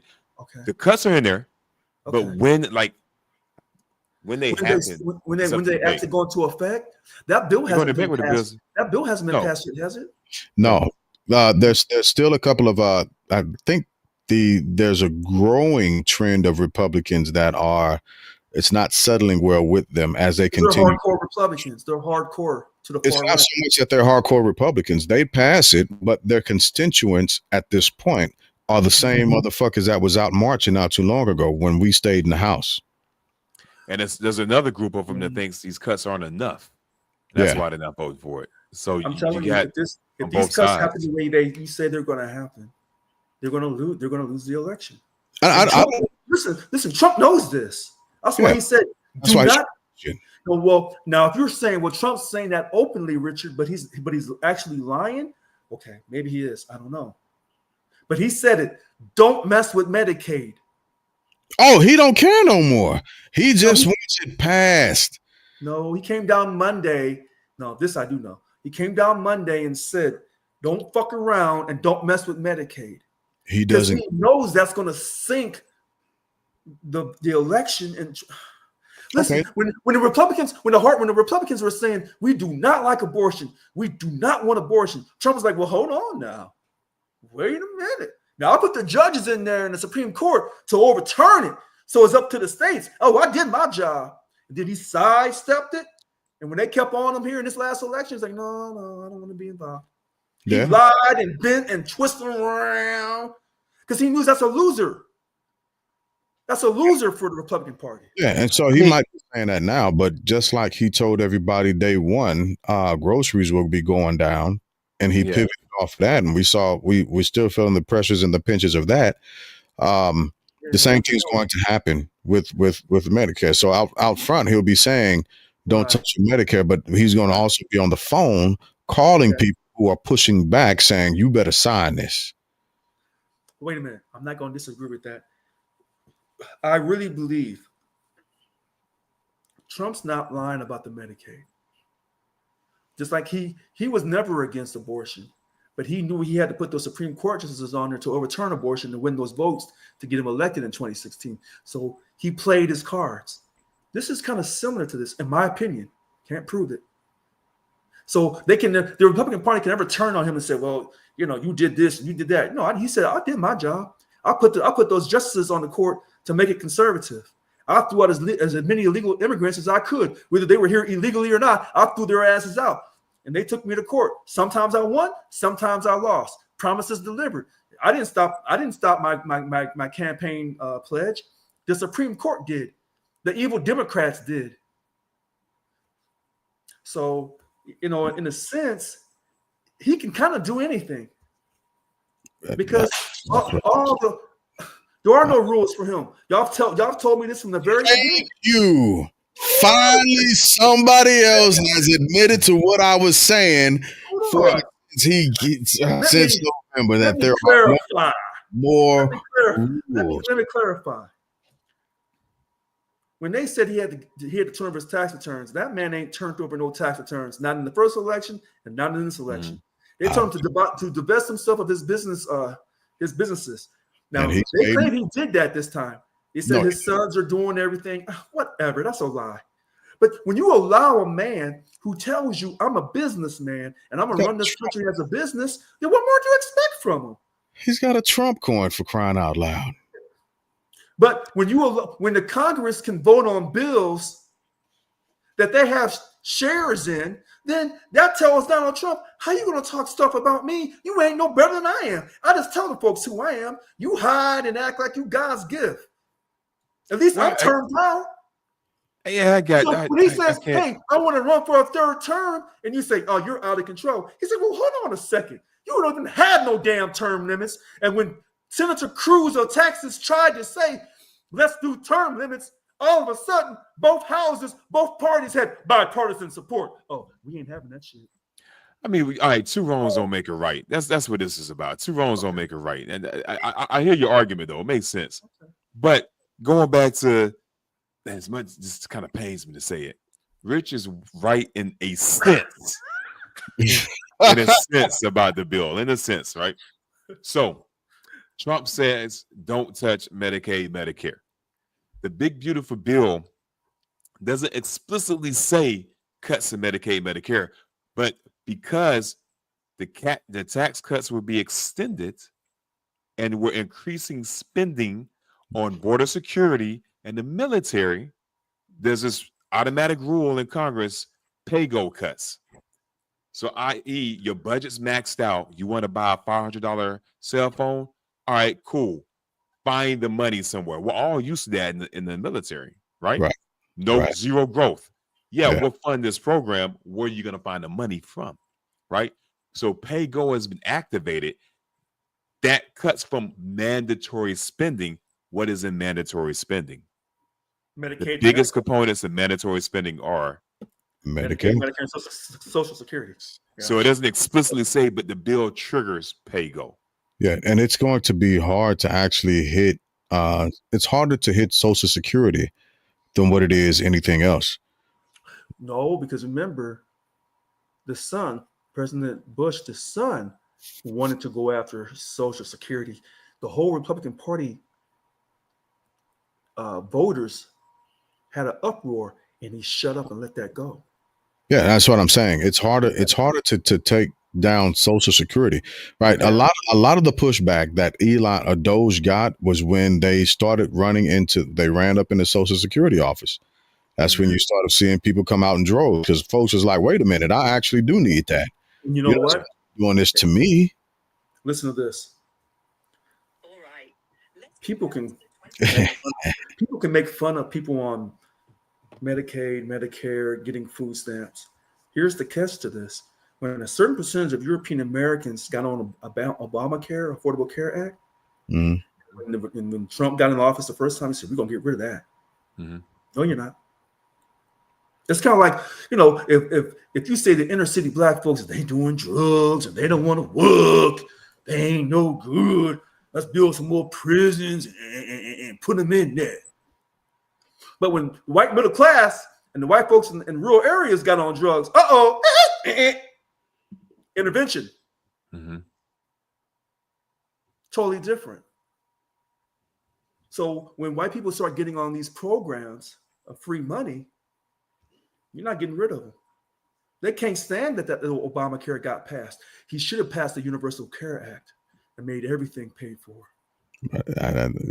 That's another story for another time, though. That's digging too deep into stuff. And then if he had done that, and they would have stayed, and so they got this idea that if you have universal care, that we'll lose our medical high level of care in the medical field.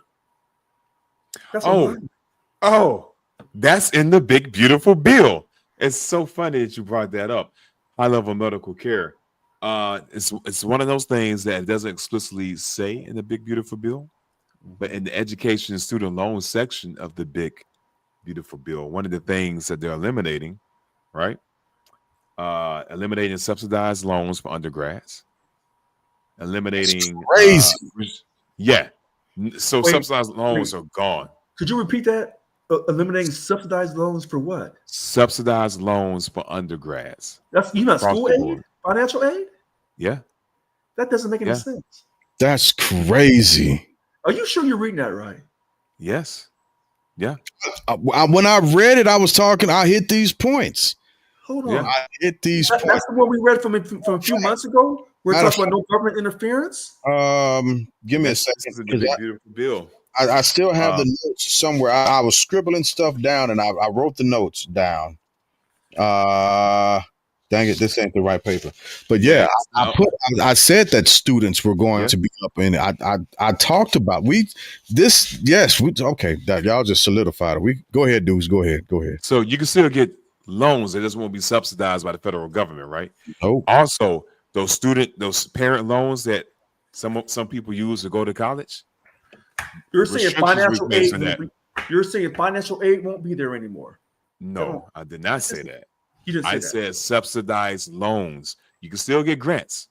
You Okay. can still get subsidized loans. now let's think about this for a second. Well, explain to me what subsidized loan is. A subsidized loan that the government assists with, right? Now you remove that and you put more competition on the grant aspect of colleges.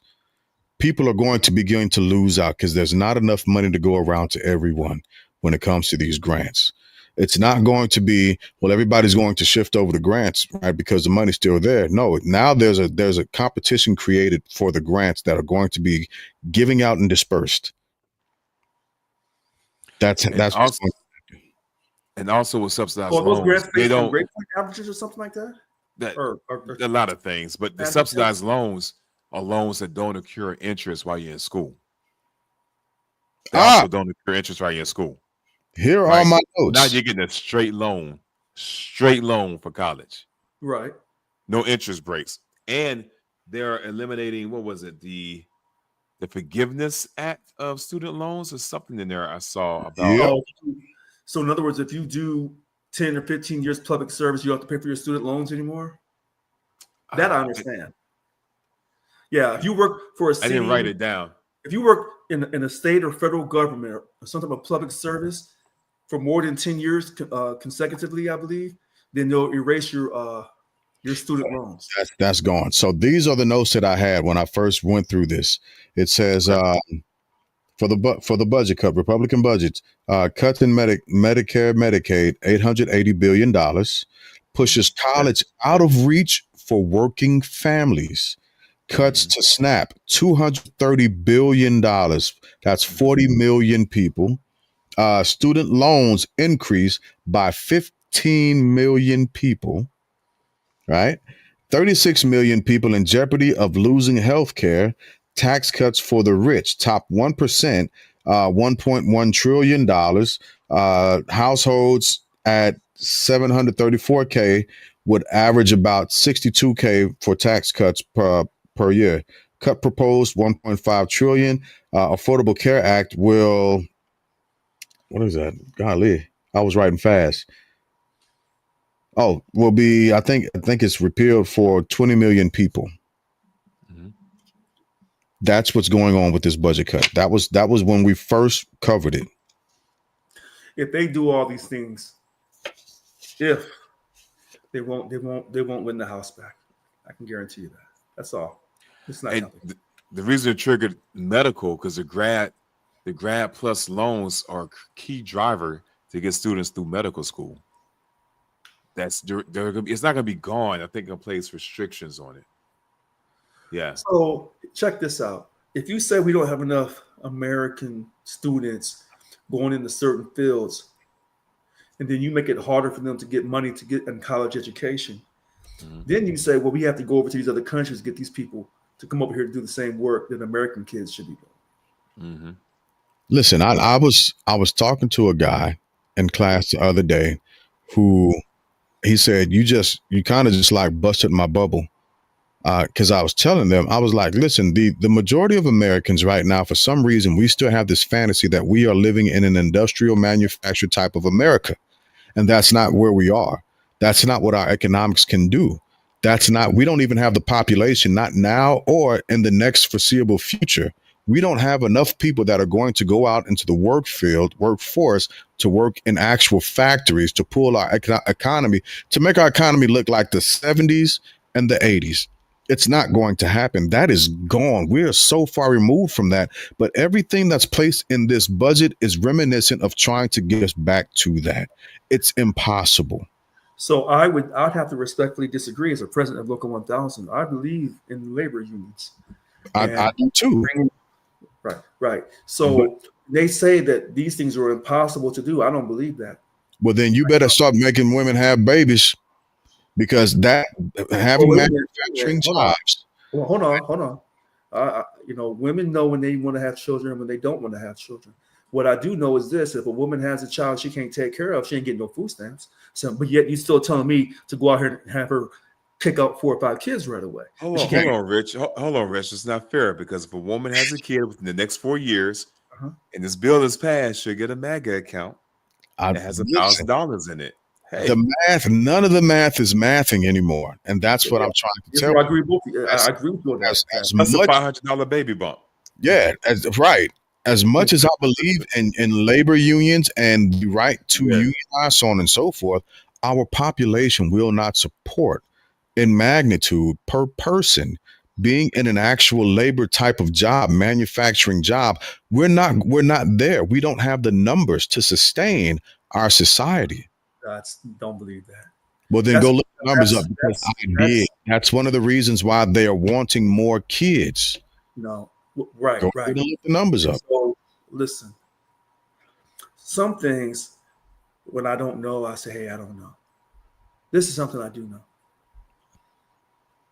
America has enough women to produce enough kids to do any job possible. No. I think you're hearing me wrong. It's not that Americans can't do the job. We won't have a sustainable workforce. Yes, we will, because women look at volume. We won't have the. Wait a minute. First, you say we're not going to have enough sustainable workforce to bring back these labor jobs, manufacturing jobs. Then you say, well, AI is out of control. We can't have these AI taking our jobs. No. I said that AI is actually going to replace people in the workforce coming out of college. And we don't want that either. So on one minute, you say we don't have enough people. Then the next minute, AI is going to take over. We don't want them taking over either. So which one do you want? No, it's not about my wants. This is what the economists are projecting. Stop right there. No. The economists are, quote, pseudoscientists. I will take, even with the definition, I never read pseudoscience. I did read a social science. So in a social aspect, tying in everything that I just said, they are absolutely correct. What is socialism? Nothing but an opinion. Social. Girl, he's social. That's your opinion. He's social. That's your opinion that he's social, because somebody else said he ain't social. So when you hear the word socialism, it's just an opinion on how you feel. No, so there's a science that socialists actually use to help establish societal norms within a specific country. A socialist is a person with a high class opinion. Sometimes there's a science there's actual science and statistics that are pushed through. There's population that's taking. There's a lot of things that happen within this social science that is where they get the basis of. It's not, but the social science is not based on. It's not based on. How can I say this? Economists or people with high class opinions, they do use numbers to justify their opinions. But to justify an opinion is one thing. You don't have to justify a fact. So 1 + 1 is 2. That's a fact. That's a universal fact based in science, not a social science, but a pure science. So here's go ahead, Deuce. I was gonna say they're taking into account human behavior. Yeah. Right. You raise taxes. Economics have to look at human behavior to see how many people would be acceptable to this, How many people would try to fight this? How would people react to higher taxes? How would they react to lower taxes? So any type of monetary or fiscal policy move, economics come in and think, how will people respond based off of historical data? Now, to your point, it's not done in a lab. It can't be reproduced over and over and over again with certain controls, like because it's human behavior. So they have to look at historical references to see how a population responded to the same event. That's all it is. And so just to give you to use your 1 + 1 = 2.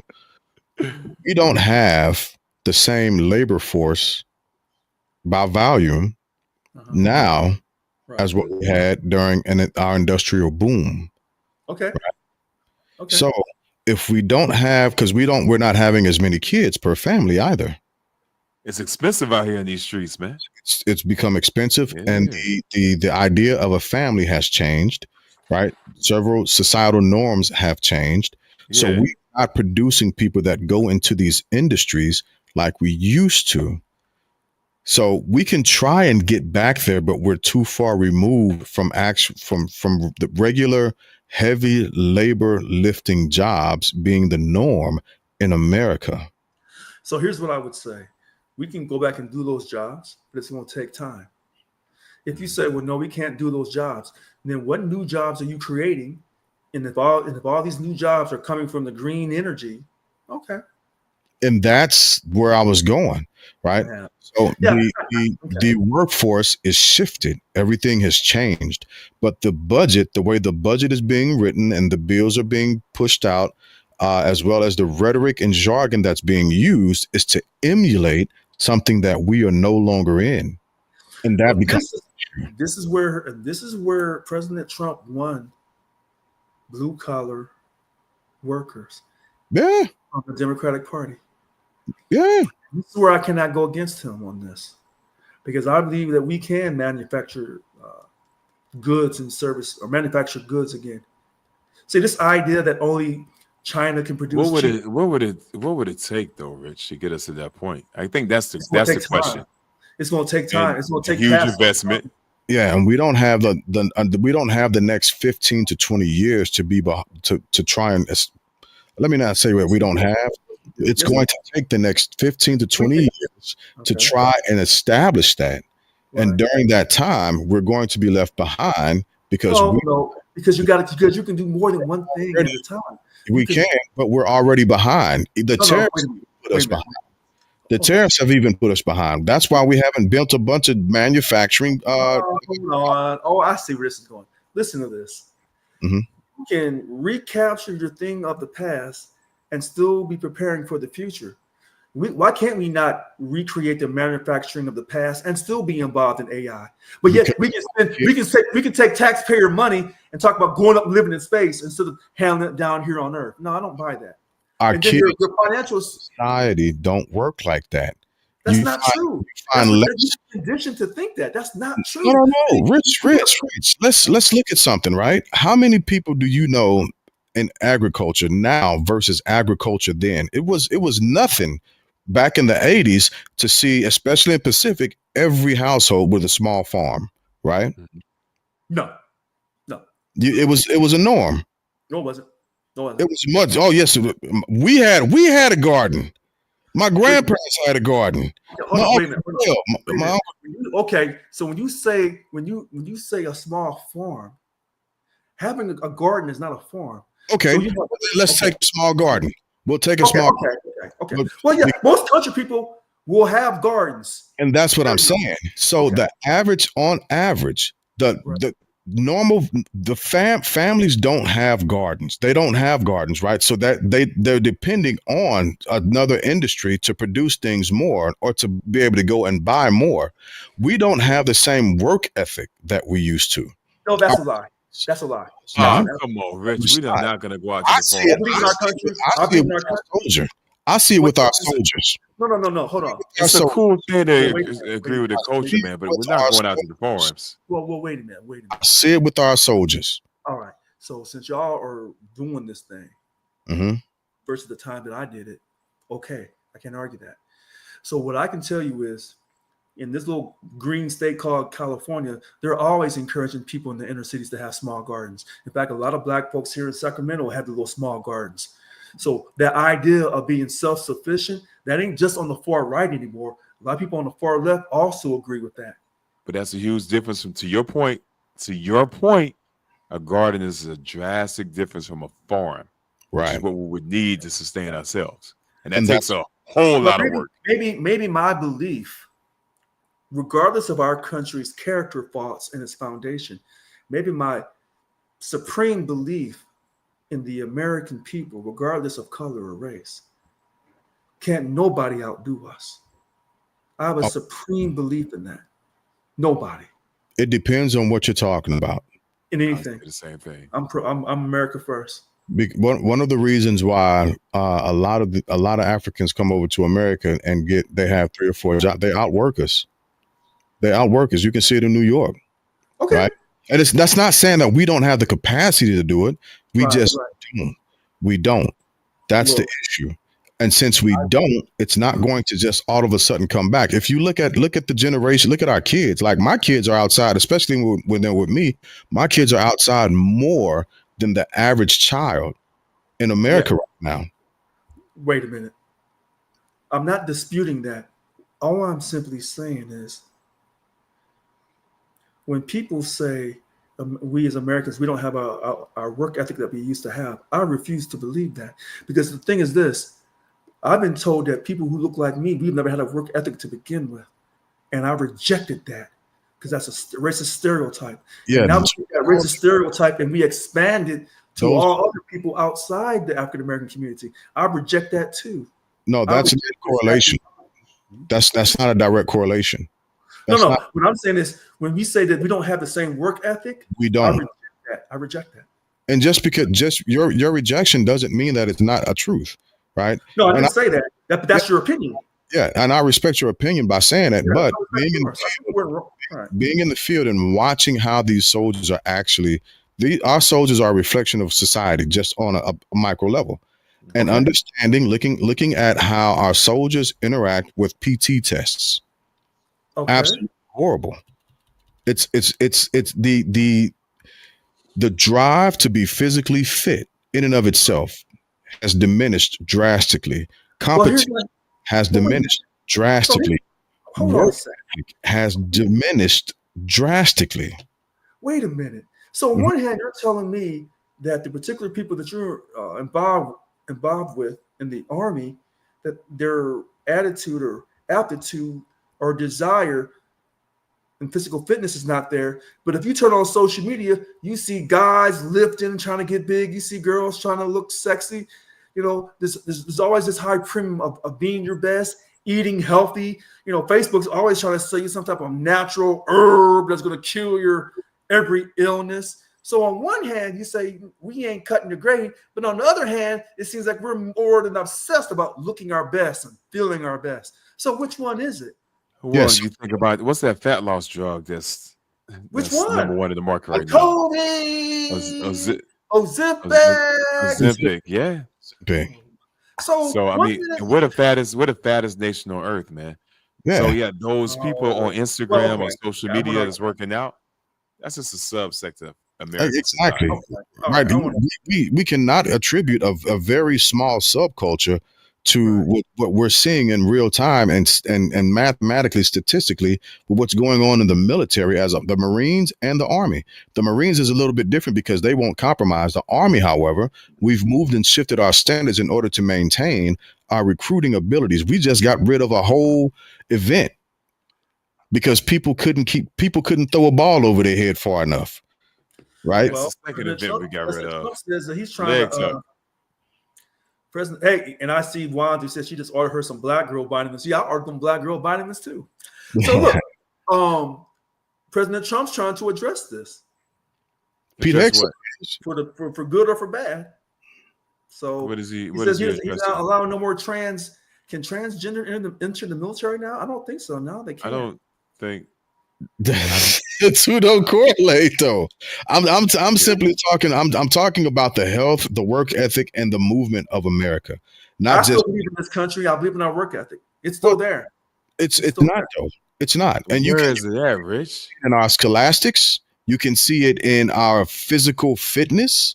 You can see it manifested in our work ethic. That's why, again, we don't have the same amount of people who are willing to dedicate themselves to agriculture, to the carpentry, to electricians, to the laborers union. We don't So have you're this. so you're so you're basically saying that with all these cuts to those trying to go to college, they're making these cuts so they can force you back into the labor fields.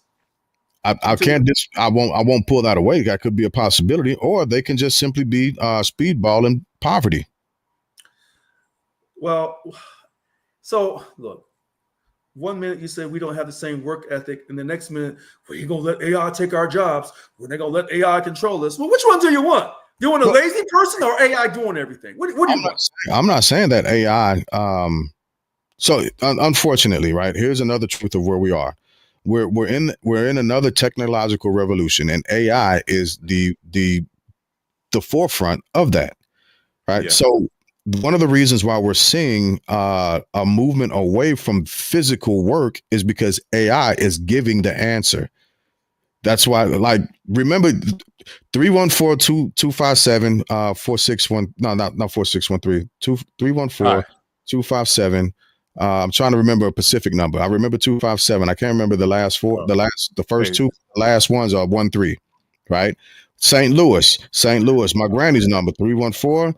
Da da da da da. I thought you were reciting pi, bro. I heard 314. I said pi. So long since I heard 257. Go ahead. Right. But what I'm saying is, where we can still recall these types of things, ask one of our kids, ask somebody in another generation to give you a phone number off the top of their heads, and they will not be able to give you that recall. Listen, I believe in the younger generation. I know they're different. I know they listen to rap tunes and call each other the N-word in terms of endearment. What'd you say? I believe the children are our future. You see what happened to her. So look. I love Whitney. Look, I still believe in the younger generation. I still believe in the country. And even though we have character thoughts in our foundation, I'm going to continue to believe in this country. I'm going to continue to believe in everybody, from the old people to people in our age group to the younger people. We can overcome. There's nothing America can't do. Look, when they told the enslaved Africans and their children, you'll never have freedom, they were a never lie. When women were told they'd never be able to vote, that was a lie. When they said we never have a black president, well, that was almost true. Okay, almost. It's kind of still true because you say half black. Which I admire your admiration for the American people and America. Because you got to believe. I truly do. If you lose belief, if you lose hope, hope is everything, brother. I want China to come over here. I want Iran to come over here and tell me what I'm not saying that. I'm not saying that. Yeah. All I'm saying is it's going to take a monumental effort to get us to that point, man. That's what all I was talking about going to college. They said you'll never get through college without taking financial aid. That's a lie. I agree. Monumental effort, but that was a lie. So what I will say about our kids is they're a lot more cerebral than what we were, right? They are. They don't have what we would have considered common sense, but tech savvy and being able to think progressively in a different format outside of traditional thought, I think they're going to be better than us at that. You know what? That might be a conversation because I don't know. Check this out. I think you're thinking about certain kids. Check this out. So since they don't have a good work ethic, check this out. Okay. So they're going to say, talk to me more about the government. And then they're going to do some studying, and they're going to say, well, what's this money printed out of? Oh, shit. Rich. They're going to say, well, you know what? I ain't money. Here's the thing. Here's the thing. You got to have a medium to keep track. It's a ledger, Rich. Man. Here we go. Rich. If you selling, because what Polar Knight said, he called you Malcolm X. If you selling bean pies out here, bro. If you're selling bean pies out here, you make 100 bean pies and you selling them, you need some type of system to keep track and repay yourself for that work if you're selling them, right? I've never gone against that. Okay. All I simply said is young people going to say, well, hey, what's this printed? Who's printing this money? And how's it get printed? And But what's the foundation What for is that? printing the money? And when they find out at the end of the day that the money is printed off of perception, they're gonna say we perceive it to print more money. Money To is pay part of us the to ledger, work. baby. It's part of the ledger. It keeps track. It's how we pay for goods and services, man. but I'll also push Money this. is printed out of perception because the government will tell you on 1 minute we can't afford to give you all that Medicaid deuce, but Yeah. hold on, but let a foreign country call that's got some oil resources and they having a hard time with somebody else. How much money you need? Oh, you need 700 billion. Congress. Okay. So You'll get it tomorrow in the mail. There's also several accounts that the government parks their choose. money into, man. There's So the- accounts that the government parks their money into. That's a And listen. foreign what you're aid saying is an account that they have that they utilize, bro. That's a big account, bro. They listen, balling. it They doesn't- raining you in can put foreign all the aid. money in all the accounts. The bottom line is what do you perceive? If I It's not perceive that I need perception, to bro. give, if I It perceive ain't that I need to perception. give any country hundreds of billions of dollars, I'll do it. It It ain't doesn't matter perception. about we can't afford It's it a ledger. because the money There's is a ledger. coming out of nothing. Rich, it's not coming out of nothing. If it was coming out of nothing, they wouldn't be arguing about raising the debt ceiling. We But wouldn't be in the stupid. deficit right You're now. stupid. There is no We debt are in the ceiling. rears, like, whoa. You gonna believe in America so tough and then call them stupid? Listen to this. This is where the Democrats are actually right. If your money came from nothing, and then it creates nothing, and then you create more money from nothing, and then you say you owe this nothing, and then you create more money from nothing, then what you owe became nothing greater. It was nothing to begin with. Rich, we are in a So in other words, deficit. if China says, How do you describe the we have deficit? so much of your debt, How do you America, describe the and we're going to deficit? take your debt and we're going to sell it to Pakistan. And then He Pakistan got says, his hey, old fashioned America, headphones we on. He want you goes to in the pay rip up in. this debt. We ain't paying you anything, Pakistan. His radio Come get host your money. headphones on. Hey, So the younger generation, right, regardless of whether or not it's perception or real value, they're doing a better job with investing in crypto. Because it's nothing. Because they already realize that that this thing called money is not. This is where Donald Trump's brilliant. Instead of him going against the Federal Reserve, he just said, you know what? I'll just create my own. And hustle like that. And the Fed can't control that. Yeah. And I don't disagree. And so when it comes to money and our kids, like that's the actual attitude that they're having. Well, if you're going to create your own, I'm gonna create my own also. So that's one of the reasons why I say they're a bit more cerebral than what we were. We had more of a traditional standard thought pattern and formation as to how to interact with business as we see it, right? Even if we agree or disagree that money really doesn't have it, money's value is perceptual. They're a bit different when it comes to how they interact with money. That's why we've got more kids at this point that are millionaires at 15 and 16 years old, and they just sitting at the house playing Xbox or just investing in crypto. I wholeheartedly disagree with you. It's no different than the generation that was on the gold standard and when the fiat system was created. It's no different. I don't know. I can't say it that wasn't argument right there. Yeah, the reason why I can't say, the reason why I think it is different is, first off, the gold standard has been removed, right? So we don't have a backing, but technology is different. So I was up because I don't sleep all that well. I'm an insomniac. I was up at 3 something this morning watching a kid that sounded like he I can't, man. But a kid that sounded like he was all of like 9 or 10 years old.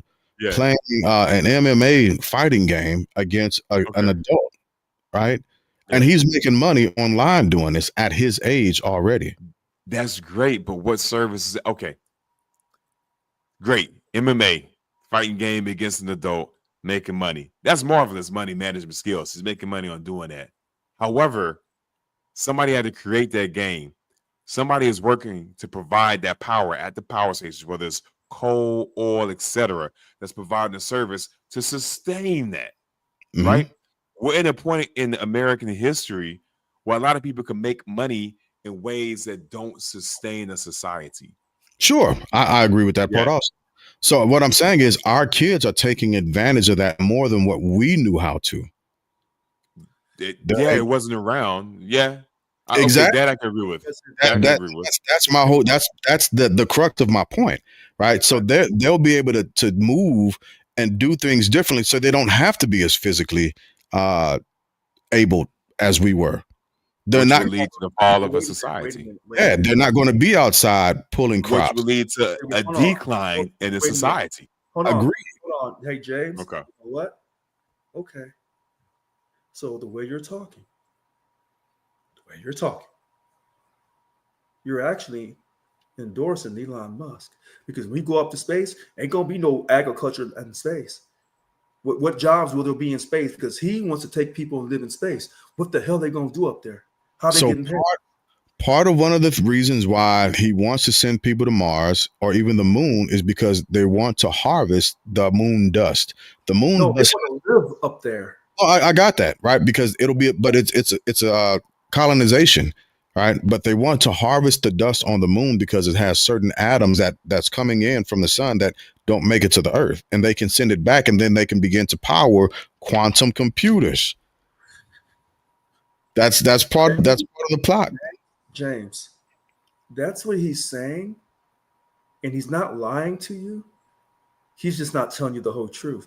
Sure. Once they get their asses up there, they'll be you won't need God to come blow up America, because once they get enough of their people up there, we don't need them down there anymore. Get rid of them. They're not working anyway. See, that's the hustle.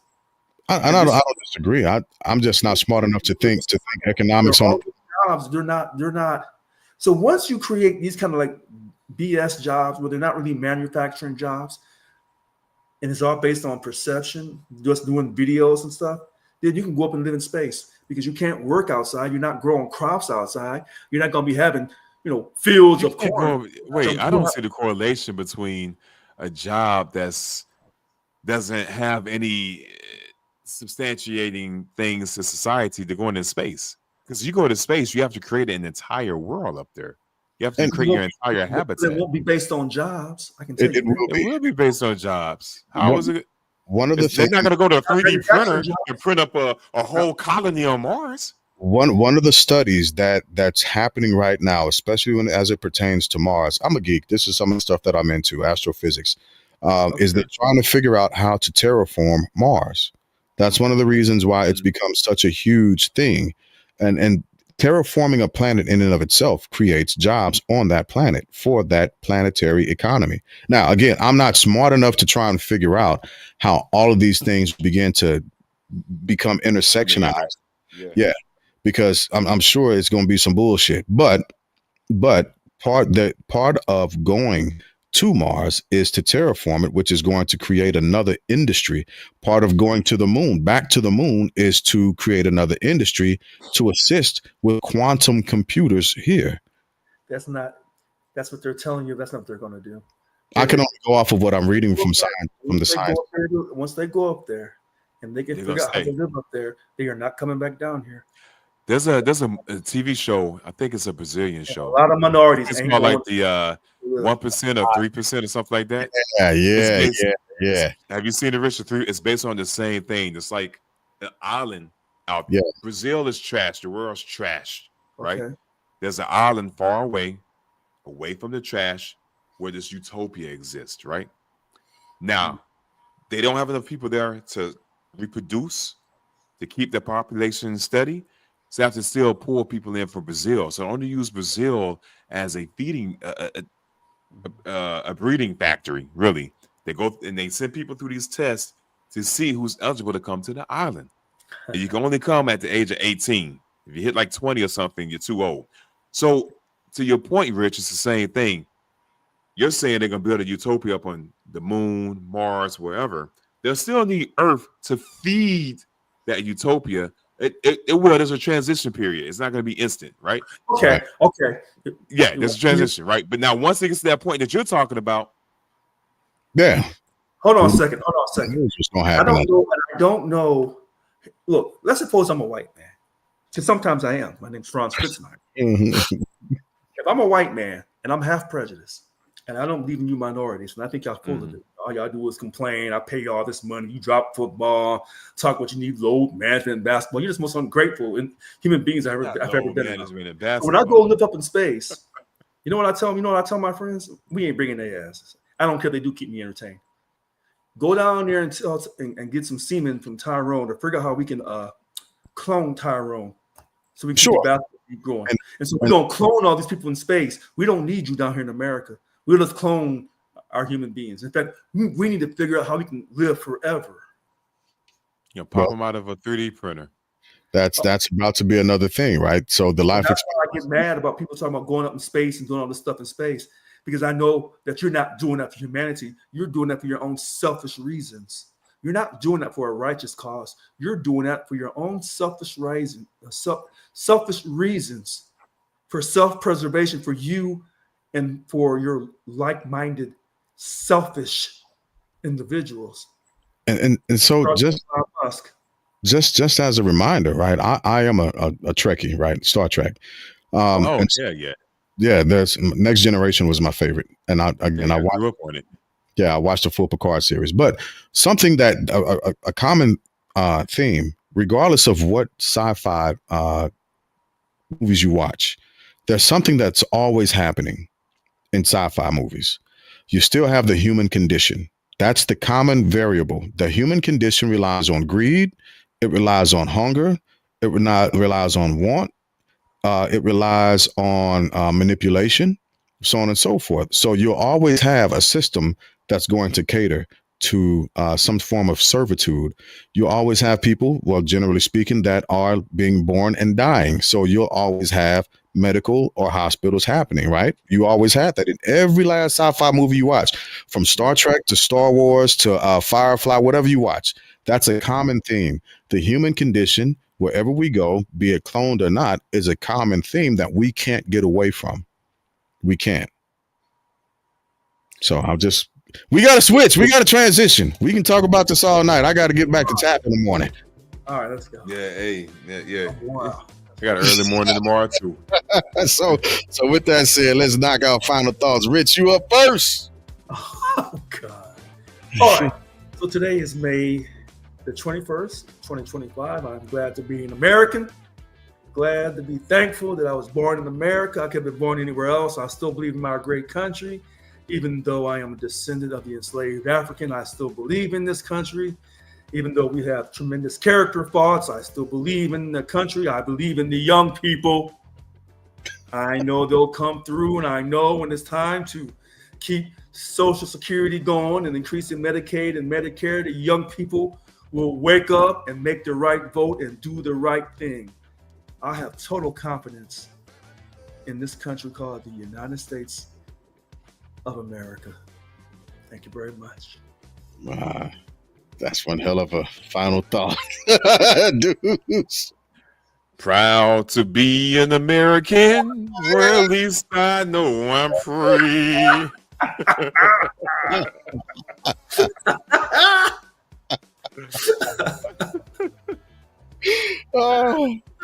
Listen, I also have faith in the future generations. This is how it is. We will survive as a human species. I think we will. I got faith in that. As today, current times, as I always say, stay vigilant, people. There's some things in this big, beautiful bill. Some are good, some are bad, some are neutral. Read through it, stay vigilant, and always pay attention to your surroundings, man. We never know what's coming at us. But we're here to try to keep you informed. That's it. With us keeping y'all informed, we just need a few of y'all that come on with us, as well as that listen to us on Spotify and all the other platforms. Push it to us. Run the numbers up for us. I don't have much for final thoughts tonight. I mean, these guys are a lot more optimistic than what I am. Hope for the best, but I'm a realist as well. I know our economy is about to look different within the next 5 to 10 years. There's a lot of change going on, and if America isn't a part of that change, we will be forced to take a step back from the world stage, and we will not be the same type of power tomorrow that we are today. And that's just simple evolution. That's evolution. Societal evolution, human evolution. Not saying that we're going to be totally and completely destroyed, but we're not going to have the same strength globally as we do now. We're going to be left No. behind. Yeah. That's the unfortunate truth behind it. By all standards of science, be it pseudo or concrete, that I've come across thus far. So with that being said, that's all I got for final thoughts. As always, thank y'all for coming out, hanging out with us. You could have been anywhere else in the world and lending us your ears. Thank you for lending us your ears. Make sure you run the numbers up. Tell a friend, and tell a friend, and tell a friend. We're going to be here as long as we can. Uh, with that being said, thank y'all for coming out. God bless and good night.